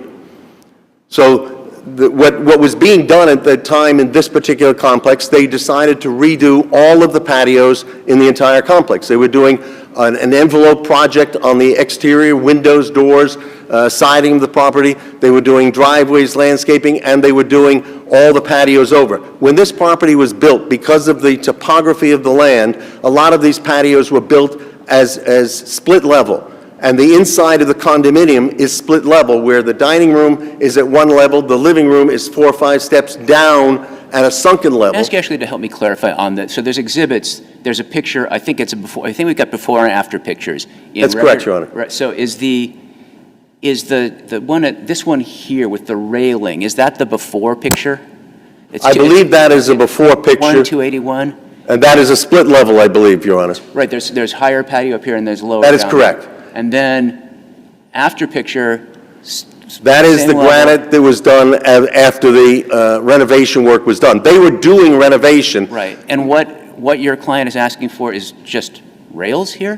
What my client was asking for was, because she was 90 years old and having mobility issues and was going to a rolling walker, she could not properly exit her unit if she had to navigate steps with a rolling walker. She wanted the condominium to bring, when they did the renovation of the patio, she wanted them to bring it up so it was almost level with the threshold, maybe a half inch less maybe a little space between the building and the condominium so that water wouldn't drain in, proper sloping of the patio, but she would be able to wheel her walker out onto her upper-level patio from her dining room, and she would be able to take her walker out and then reach back into her dining room to take a glass of lemonade or whatever out onto her patio, whereas if she has steps, she has to hold on to that walker, and it became very dangerous for her to navigate those steps in exiting her condominium. So a ramp wouldn't be good enough, handrails wouldn't be good enough, you actually need to raise, she actually wanted them to raise the patio? They were ripping down all the patios in the whole complex. She asked them, instead of lowering, her patio was split level, so it was just a little bit low. She asked them, instead of lowering it down 2 steps, just bring it up a little bit on the upper level and do the same, because she needed the accommodation now of not being able to walk out as readily because she had a rolling walker. She had to use both hands on to move the walker and support her balance at the same time. I'll ask another historical question too here. So this before picture here with the railing, is this the 2010, 2011 accommodation? This is an accommodation she had because there originally were railroad ties going from the original condominium construction, and she needed to have steps that were more secure, and she wanted railings to be able to hold on to at that point in time. Did the association pay for those? They gave her an accommodation. At that time, I believe she paid for the cost because the cost was minimal.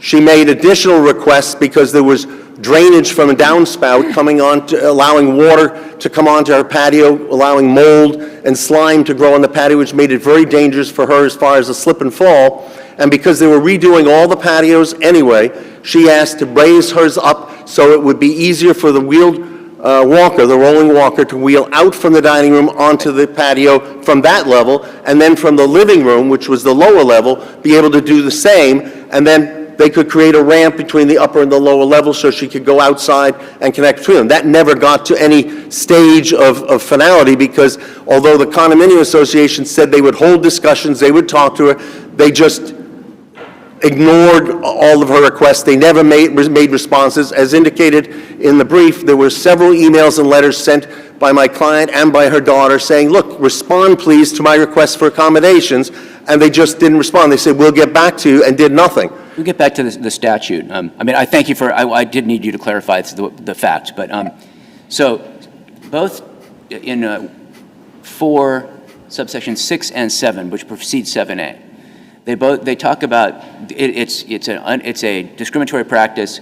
6 begins for an owner, lessee, sublessee, licensed real estate broker, other person having a right of ownership, and then way down at the bottom, or any organization of unit owners.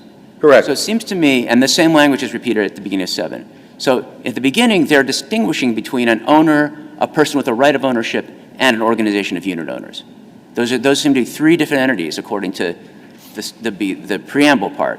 But then in 7A1,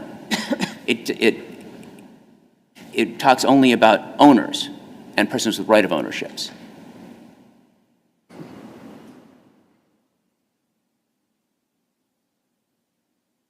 It describes in 7A1 what discrimination consists of, and it talks about refusal to permit or make, and in this case at the expense of the handicapped, unless it is continuously located housing of 10 or more units, shall be at the expense of the owner or the person having right of ownership. But now here, it doesn't say or condo association or lessor or.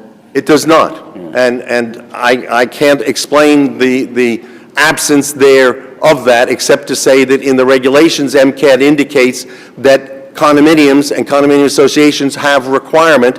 They are included under the requirements and the protections of Chapter 151B. Of course, the regs also say that a continuously located housing is a building with 10 units. Right? Pardon me, Your Honor? The regulations also say that contiguously located housing actually or it says that the owner has to pay to make accommodations in a building that has 10 or more units. It's at the very last page of your brief. Reasonable accommodations, 2023. It's actually second to last page. Under subsection 3. Under state law, if the dwelling is in a building with 10 or more units, or is publicly assisting housing, the owner must pay reasonable accommodations.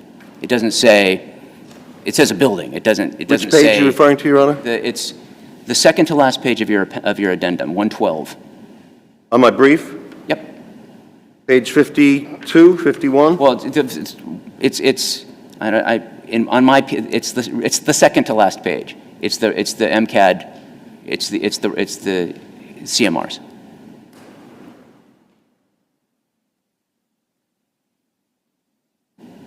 It's under paragraph subsection, it's 2033.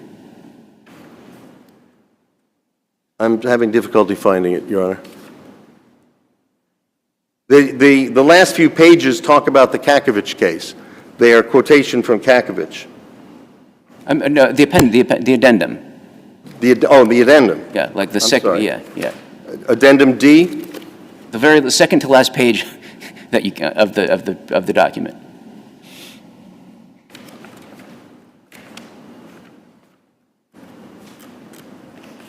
It's really, we really don't need to spend this much time on it.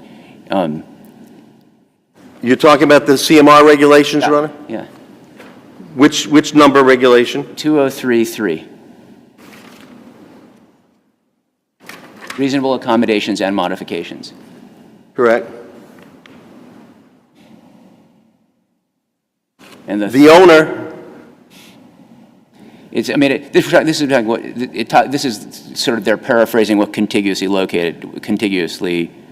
housing is, and it talks about if a dwelling is in a building with 10 or more units. So why isn't, I think that regulation is true and correct, Your Honor. I see exactly what you're referring to.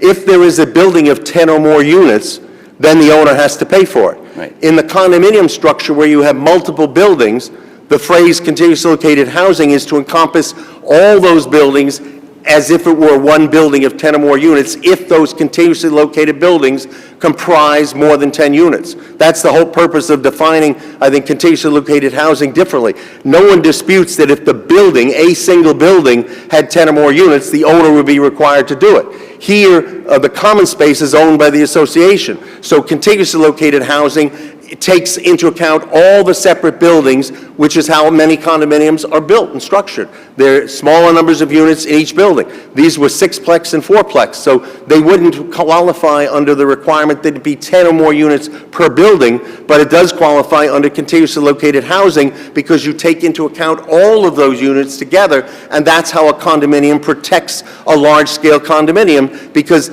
the scale, the assumption in the statute is if you have a 2 or 3 family unit, it would be perhaps an undue burden to expect the condo association to make an expensive accommodation for one member in a 2-unit or a 3-unit building. But if you have 10 or more units, it's an economy of scale. In this case, you have 108 units, and you have a condominium association that was already tearing down these units and making accommodation. At the Moving from assumptions to literal language of the statute, in certain subsections, the legislature did use condominium ownership as well as contiguously located property. So they know the difference. For instance, in subsection 6 and subsection 11, again, the statute states both contiguously located housing accommodations or organizations of unit owner or condominium or housing cooperative. But they didn't include that condominium or housing cooperative in 7A. That is correct, Your Honor. 7A doesn't mention that specifically. It So just wouldn't they have references. mentioned it if they wanted to include condominiums? Unless they assume that contiguously located housing applies to more than 10 units in a contiguously located housing complex, if they wanted to refer to it that way. They could have referred to it as condominium, but what if the condominium is only 3 units? If they put the word condominium in, it would change the context, because if the condominium were 2 or 3 units, you wouldn't be requiring the common space accommodation to be paid by the association. But if it's contiguously located of more than 10 units, you're getting back to requiring the economy of scale. It has to be 10 units. It's either a building of 10 units or contiguously located housing that equals more than 10 or more units. That way, you're not forcing a condominium, which if they put condominium or condominium association, then would that not imply that a condominium association of only 3 units or 2 units would have to pay for it? That would mean in 2 units, one person would be paying 50% of his neighbor's accommodation. It's prefaced by 10. Pardon me? It would be prefaced by 10. It's specific, contiguously located housing consisting of 10 or more units, reasonable modification shall be at the expense of the owner. Or the condo association. Right. And that would not have got into, that would not. If they put in the word in 7A, condominium, then it could imply that a condominium of 2 or 3 units, the association would have to pay. But by putting in contiguously located housing of 10 or more units, they're limiting it to only those size condominiums that are 10 or more units. And I think that was the intent of referring to contiguously located housing in that way and making a limit of 10 units. If the word condominium alone were put there, then the question would be they'd have to say condominium of 10 or more units. Okay. Any more, Justice Smith? Okay, we're over time, so we'll have to leave it at that. Thank you. We'll hear from the association.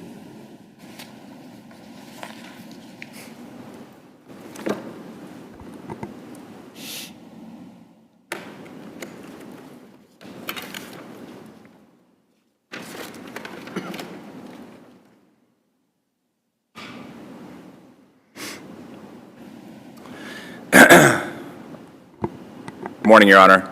May it please the Court. My name is Dylan Knight, and I represent White Cliffs Condominium 4 Association.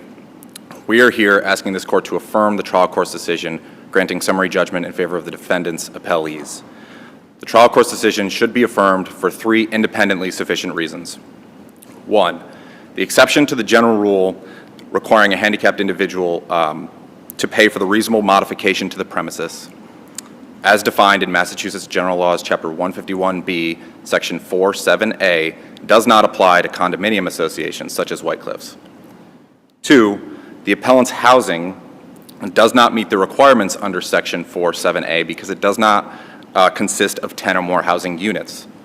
And 3, the appellant's unit does not meet the statutory definition of contiguously located housing. Prior to moving to the first point, I'll note that because I'll be focusing entirely on General Laws, Chapter 151B.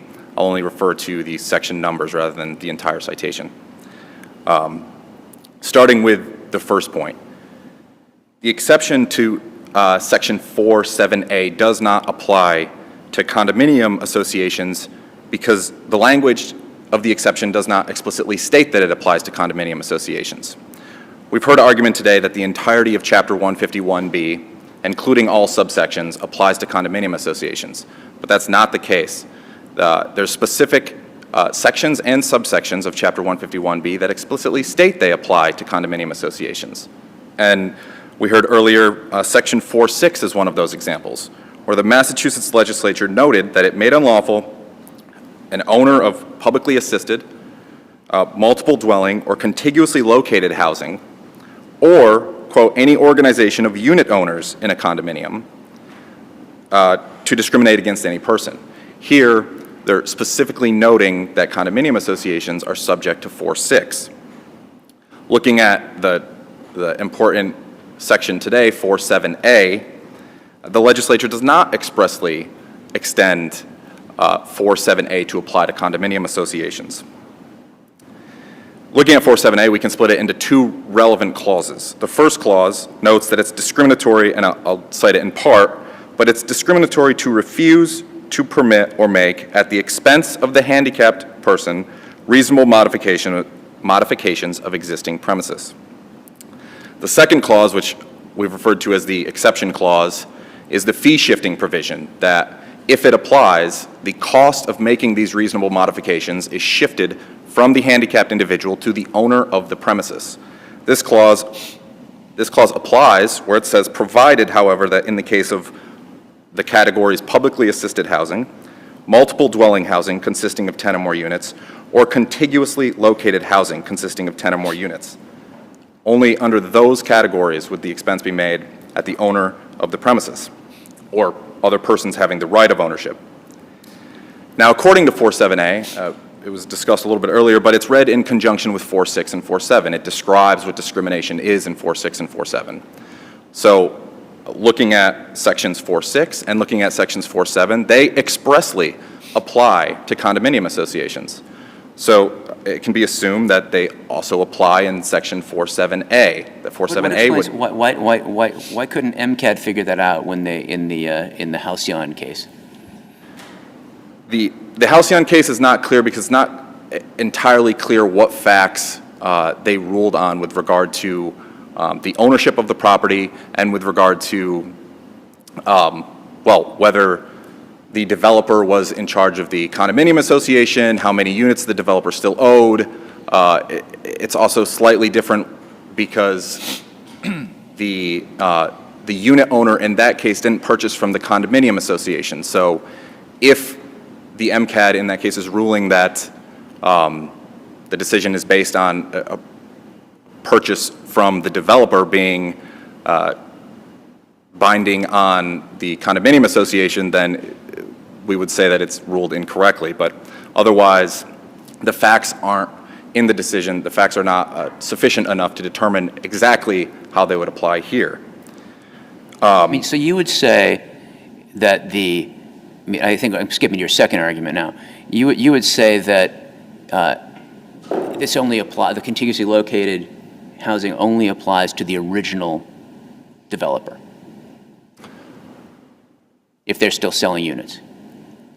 Not that it only applies to the original developer, but in this case, it wouldn't apply to the condominium association, I guess. So I guess to answer your question. So let me just check how this works. So if Cape Side, we're back to Cape Side days, and Cape Side, and suppose Cape Side, we're in 1992 and not in 1998, because 1991 seems to be an important date in the statute.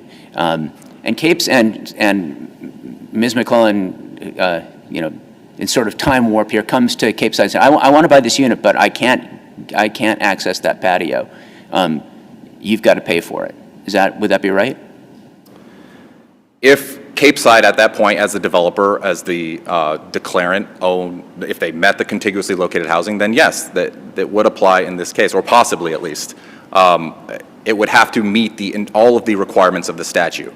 However, focusing on 47A, I guess circling up just to conclude my first argument, 46 and 47 both apply to condominium associations. There's no dispute. But 47A specifically includes this restricting language in this exception clause, the fee shifting clause, that focuses the fee shifting, that notes that it'll only apply to the three categories of publicly assisted housing, multiple dwelling housing, and contiguously located housing. I'll note that the legislature has, when they have wanted to apply these sections of Chapter 151B to condominium associations, they have done so in sections 4.6, 4.7, 4.11, and 4.18. They all note that in addition to the three categories I just mentioned, they also apply to any organization of unit owners. What do you say to counsel's argument that maybe those references are to condominium associations less than 10 units? Well, they're not references to condominium associations of less than 10 units because contiguously located housing in and of itself requires, the definition in Section 4.7a requires it to be contiguously located housing of 10 or more units. So the 10 or more units is always prefaced in the exception clause, so it will always apply to 10 or more units. Moving to the second point, even if the court does determine that this Section 4.7a does apply to condominium associations, the appellant's housing does not consist of 10 or more units. Now, looking at Section 4.7a, the exception for it to apply, and we've noted this language, but the unit in question must be in contiguously located housing consisting of 10 or more units. That's the exact language. As an initial matter, it's undisputed. The building contains 4 units. There's been argument that the court should consider all of the 22 buildings and 108 units in the entire condominium developed area, but this isn't the case. We can look at the definition of housing in Chapter 151B, Section 1. The definition of housing is any building, structure, or portion thereof. The building in this case contains 4 units. We can also look at at 12 it says, I mean, there's a little word thrown in there. It says contiguously located housing, skipping over the offer for sale language, located on land that is contiguous. It doesn't say located in a building that is contiguous, so located on land that is contiguous. Yes. 10 or more housing accommodations located on land that is contiguous. I mean, Condo Association 4 has 108 units on contiguous land. Yes, but the focus, I think it's helpful to look at the regulations to interpret the statute here. So looking at the CMR regulations, 804 CMR 2.03, which we noted earlier, the MCAD notes that under state law, if the dwelling is in a building with 10 or more units. So that's the focus here, is that it's a mirror of Chapter 151B, and it demonstrates that the focus is on the building of 10 or more units. So Here, I hope we don't have to talk about Chevron deference, but that's the MCAD's interpretation of this language, because I don't see the word building in there at all. that is the MCAD's interpretation of the language, and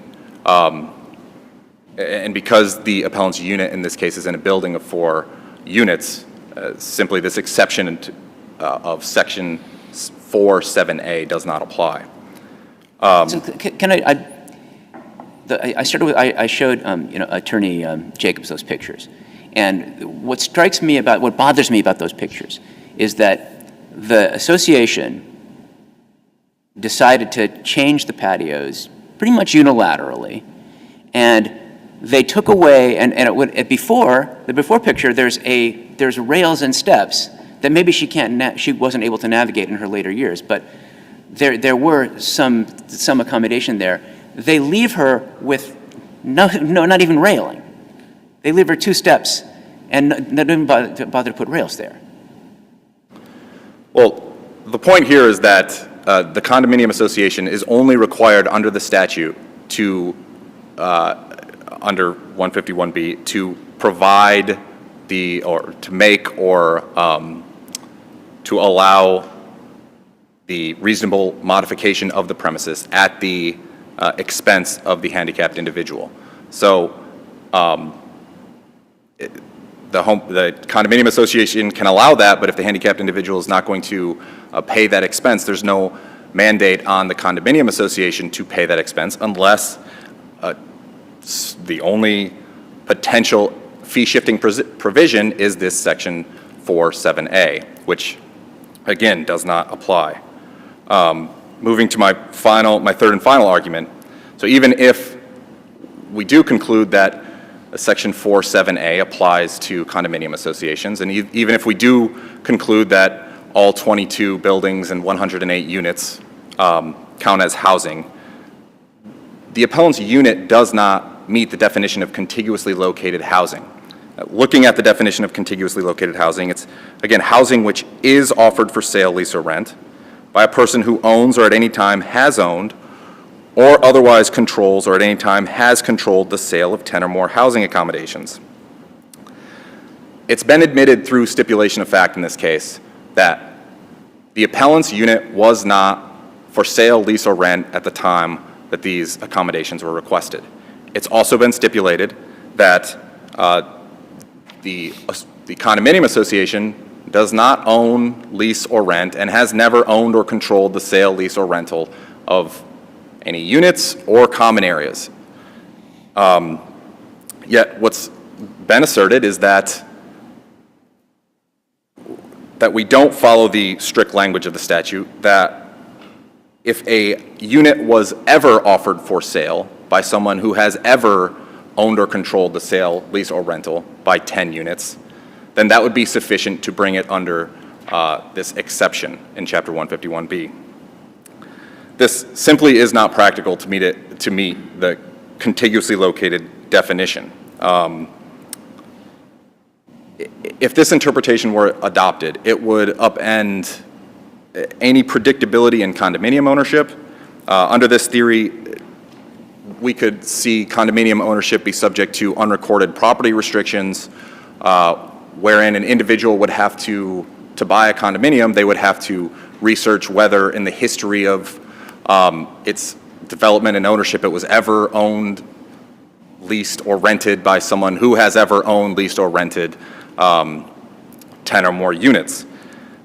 Not only does this fail to further the purpose of this statute and regulation, it creates an excessive burden on condominium ownership and buying and selling condominiums.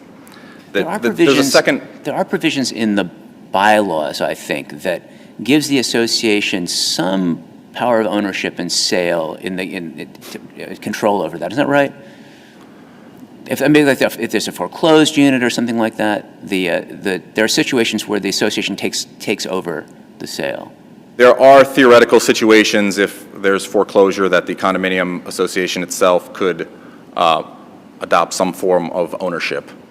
But it wouldn't be. But there's no fact here that they had this for 10 or more at any time. No, there's no indication ever that there's ever any ownership in this case, or that they had ever owned or controlled the sale of more than 10 units. And that it's actually stipulated to. It's a fact that was stipulated to in the underlying matter. But so just to conclude here, I'll also note that as my time's running low, I'll note that the MCAD regulations in Chapter 151B, they're intended to apply to housing discrimination in the context of selling, leasing, or renting. The condominium associations do not sell, lease, or rent. So for those reasons. And that's the Colangelo case you're referring to primarily, right? Well, I'm actually referring to the regulations themselves, 804 CMR 2.01. They literally state that that Chapter 151B and these regulations are meant to apply to housing discrimination in the context of the commerce of selling, leasing, or renting units.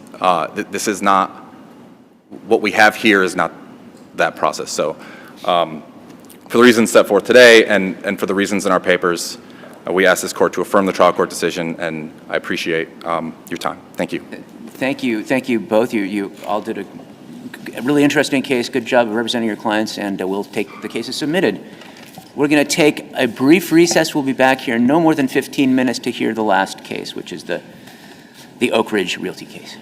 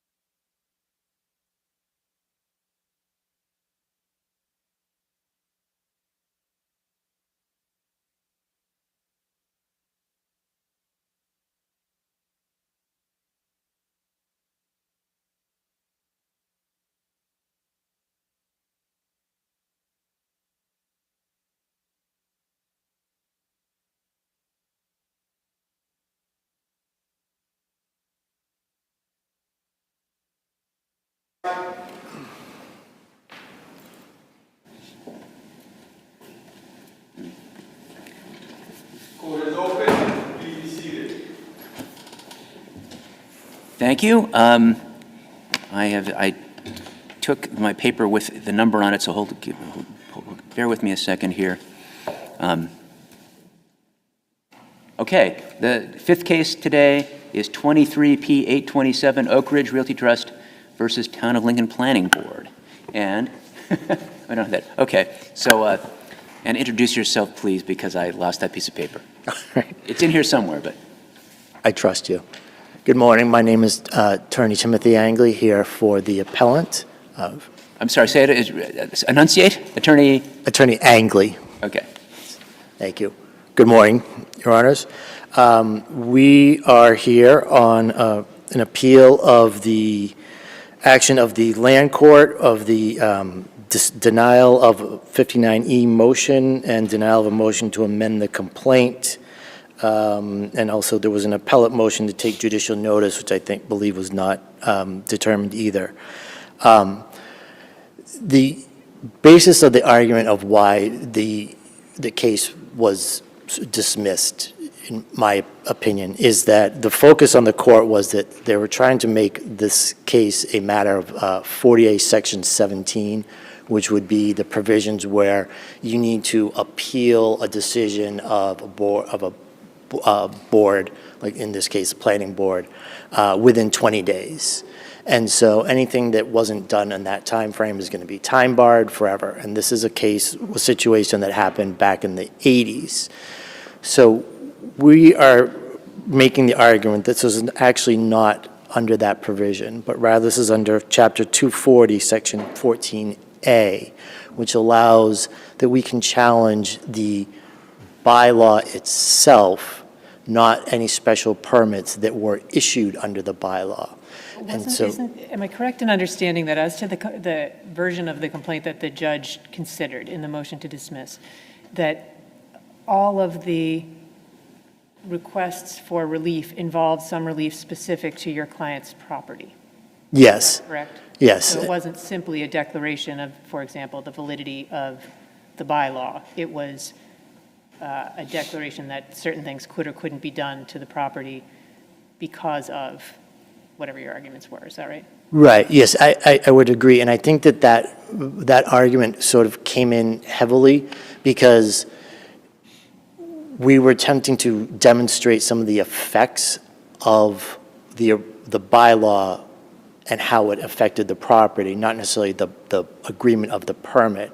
I come to think of it sort of as the cart before the horse and the chicken and the egg arguments of, you're saying, our argument is that the underlying bylaw itself, the enabling authority under which the permit was issued, was faulty to begin with.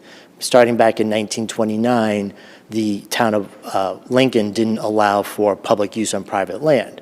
So then what you have down the road is the cluster zoning and these agreements that allowed for just that. So if the basis isn't allowed to begin with, how can you then make a change or a new bylaw that contradicts what already exists when what exists hasn't been repealed? So you still have to operate within that. So in 1980, the argument could have been made, right?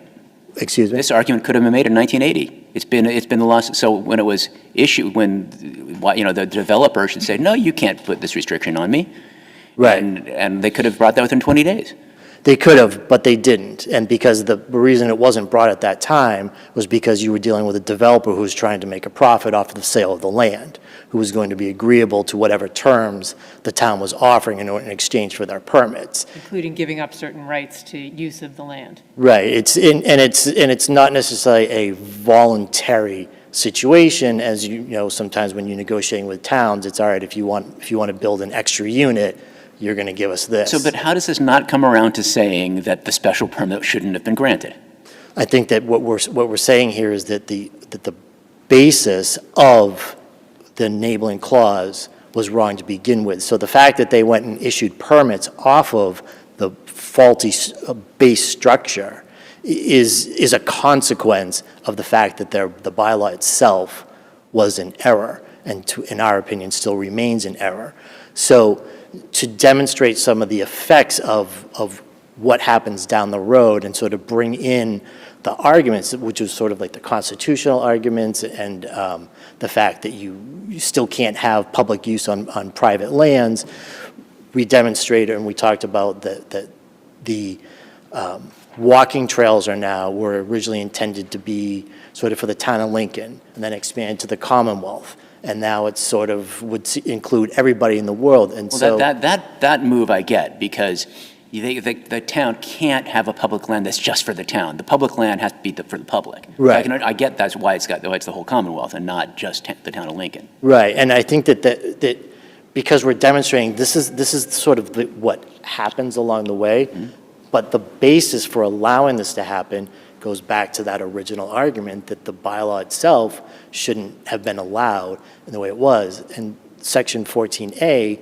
allows us to bring this argument, 30 years later, which was initiated and sort of triggered by one of the neighbors saying, or implying that they were looking to be agreeable with the town and even expanding the walking trails. Now, this person may not have had the authority to actually do that, but it sort of indicates to my client that, look, when is enough, and it's going to become this integrated system of trails throughout the land that shouldn't be there to begin with, because this public use shouldn't be allowed from the bylaw. This may be totally irrelevant, but since you begin with this Jane Herlocker from the Brooks Hill Homeowners Association in your brief, what is the Brooks Hill Homeowners Association, and are your clients members of it? Yes, it's the association is all the landowners, sort of. It's a regular homeowners association. Because Brooks Hill Road is a private way, so they have to maintain the plowing, road maintenance, some of the other things, and they probably got to keep it accessible too. Right, exactly.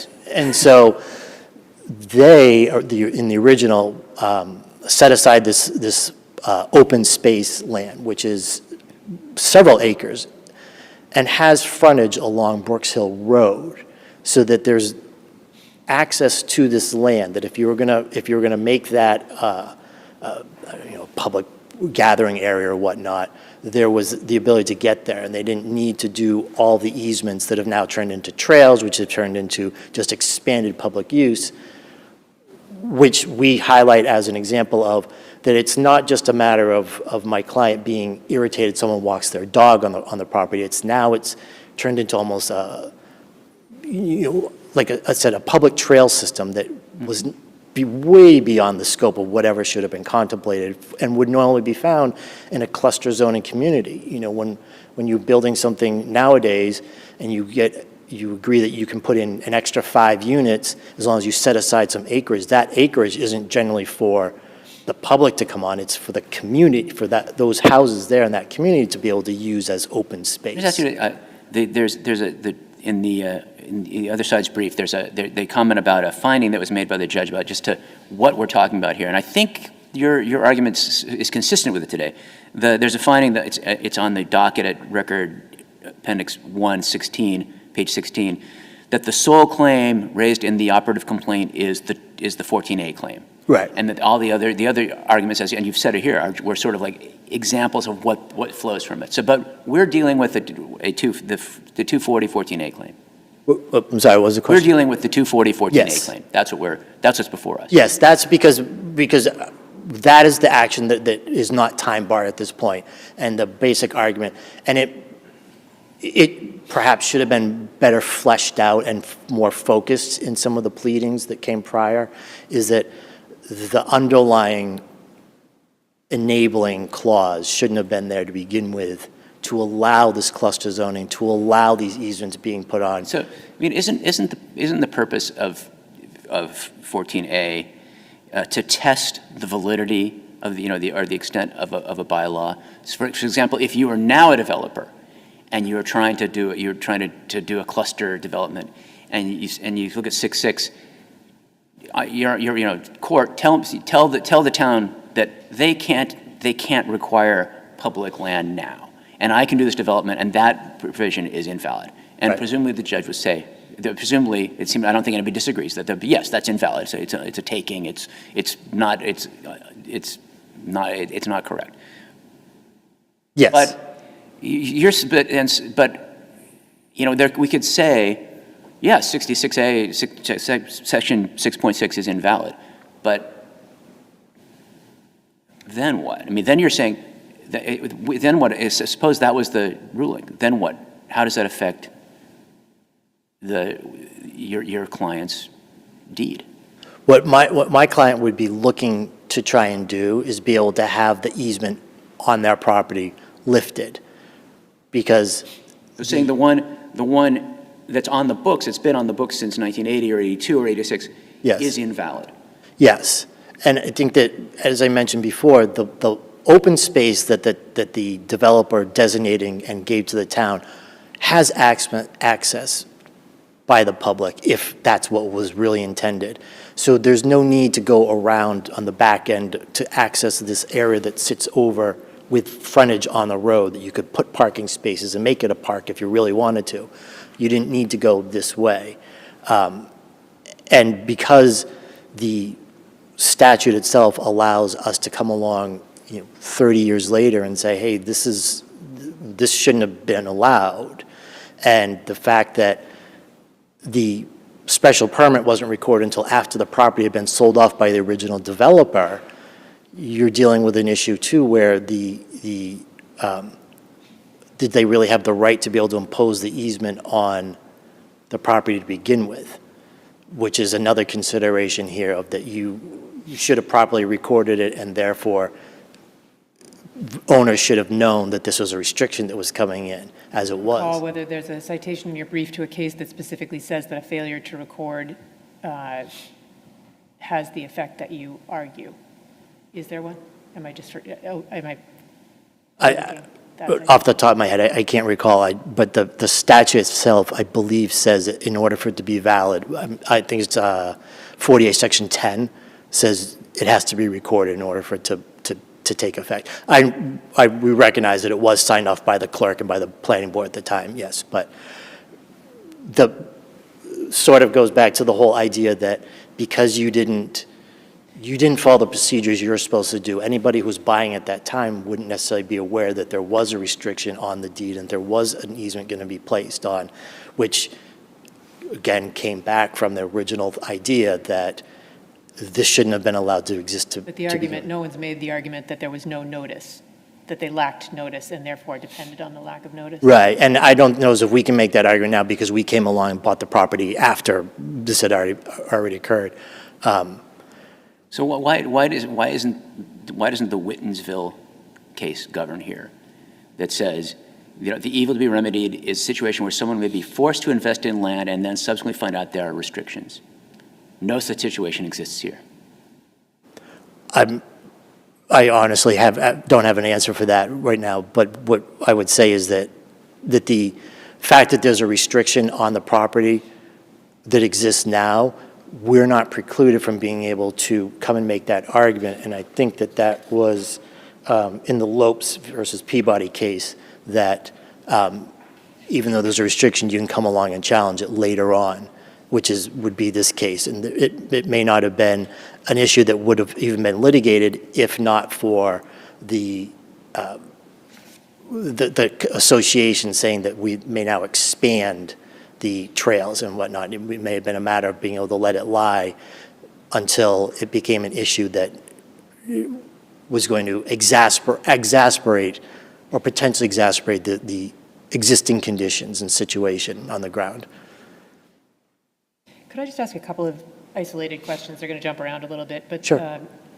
You make an objection, I think. You argue that there was a problem with the judge's consideration of this motion as a motion to dismiss, which was how it was originally filed, but the judge had expressed some thought that it was going to be addressed as a summary judgment issue instead. Was the judge's ultimate determination of the motion as a motion to dismiss something that was objected to at the time? Is that a preserved I believe so. issue? Where can I find it?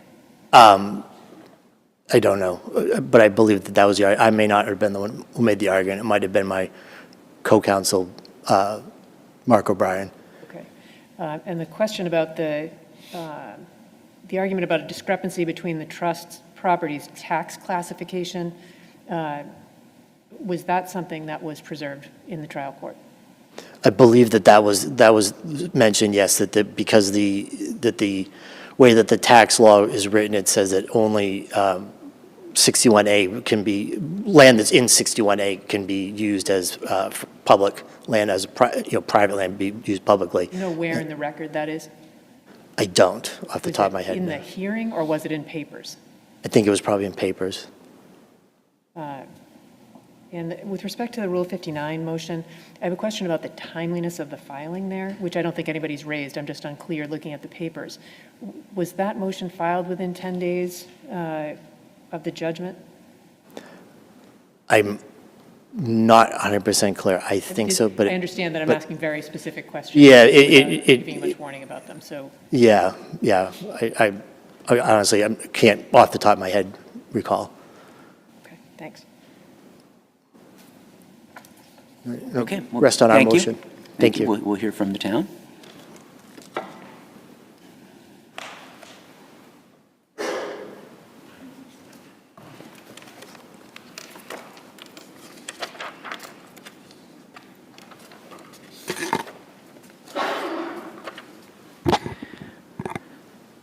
Good morning, Your Honors, and may it please the Court. My name is Devin Braun. With me is Joel Bard, and together we represent the Planning Board for the Town of Lincoln. The town is asking this court to affirm the land court's decision based on the well-established case law applicable here. And I'll begin with the Chapter 40A, Section 17 claim, because that's the primary basis upon which the appellant's 40-year challenge, too late challenge to a special permit condition fails. Section 17's plain language requires that a person aggrieved by a decision of a special permit granting authority or a local board of appeals bring that claim within 20 days of the decision being filed with the office of the city or town clerk. Here, it's undisputed in the record that the special permit was filed with the town clerk on November 20th of 1980, and that no appeal was ever filed within the 20-day window or by December 11th, 1980. That's in the Record Appendix, Volume 1 at page 54. The SJC plainly held in Iodice versus City of Newton, a case which is dispositive to this appeal, that the failure to file an appeal within that 20-day window is a complete jurisdictional bar. And this is true even if the appellant or plaintiff frames their claim not as a Section 17 claim, but as a claim for declaratory judgment or some other independent challenge to the underlying decision. Now, in Iodice, it was a Chapter 231 declaratory judgment claim, but the same reasoning applies here to a Chapter 240, Section 14A claim. And this is because the legislature, this complete 20-day bar is because the legislature intended that landowners, abutters, members of the public, anyone who needs to make land use decisions and investments in their property be able to rely on the fact that no challenge has been brought within that limited window. And in this case, the members of the public, the other 8 owners of the subdivision, the 8 lots of the subdivision, the Brooks Hill condominium, or the Brooks Hill subdivision, have all relied on and used these recreational trail easements for the past 40 years. Does an entity, an owner in the position of the trust, have any recourse if the bylaw is in fact invalid? The recourse would be back in 1980 for the original developer to have challenged that condition if they thought that it was unconstitutional or invalid at the time, or if it's the trust currently, it would be not to acquire that property when they saw it on record when they purchased it in 2017. The reason I just wanted to test this a little bit more. That you also include in your brief the statute of limitations for a taking claim, right? There's one of those as well, which is longer than 20 days. 3 years. 3 years. 3 years. So suppose in 1983 they'd brought a claim. it's sideways challenging the special permit, but this was a taking without just compensation. Would that be barred by, under like IDIC? If the trust brought the claim or if the initial developer brought the claim? Well, I guess the developer, let's say. If the initial developer had brought a takings claim within the 3 years, I don't know that there's, Are they challenging whether that would be barred within the 20-day. If the underlying claim, is to the constitutionality of a special permit condition, any collateral appeal, I think that's been clear in the Klein and the Bonfatti cases out of this court since then, that regardless of its form, a challenge that circles back to the underlying condition itself is in effect an appeal of that special permit condition. And so for that reason, under the Section 17 claim, Oak Ridge's third amended complaint, which is the operative pleading before the land court below, it sought a binding declaration that that special permit condition was invalid. And it's, regardless of the numerous ways in which it frames its claims, it's essentially an appeal of that condition, and it's been brought 40 years too late. And turning to the appellant's contention that its sole claim is brought under 240 Section 14A, Your Honors, the plaintiff cannot circumvent the exclusive remedy that Section 17 provides by framing their challenge as one to either the underlying zoning bylaw or any other declaration regarding the cluster bylaw at issue. This is because Section 14A, by its plain terms, permits a party to challenge a municipal zoning bylaw, an ordinance, a regulation, and as an initial matter, to challenge a town's zoning bylaw, you have to bring the claim against the city or town in which that land lies.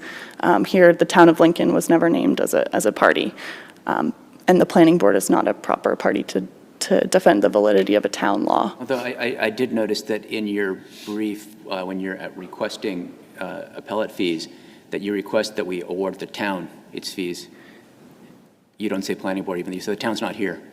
It's true, but meaning the town who will essentially pay the fees as the limited municipal entity, the taxpayer funds of the town to pay the attorney's fees. But it is solely a claim against the planning board, Your Honor. And even if the town had been named as a party, the statute applies only to a determination of the validity of the zoning bylaw, not the validity of a special permit condition or the validity of the covenant executed thereunder or the validity of the trail easement recorded pursuant to that condition. And the SJC has already concluded, as Your Honor pointed out in Wittensville, that Section 14A doesn't confer authority to interpret the effect of a special permit. You can't use Chapter 240A to sidestep a zoning appeal. You explained in the brief, but maybe you could do it. It might be helpful to me to hear it. How the Wittensville distinguishes Banker Realty, which sort of does allow a challenge to something to go forward under 14A. What is the difference? Under Banker. The extent of the bylaw. Yes, Your Honor. So under Banker Realty was sort of the case where the court said, it's not just a challenge to the validity of the bylaw itself, it can also be the extent of how that bylaw is applied to a property. In this case, it was the Boston Zoning Code. And it was a challenge to how the building inspector interpreted the zoning code as applied to that person's property and whether they could appeal under that extent line of cases. This case doesn't involve any interpretation of a zoning bylaw. It involves a special permit condition. And to that effect, even if it were an interpretation of the underlying cluster bylaw, zoning bylaw, the statute doesn't apply retroactively to have invalidated it in 1980 at the time.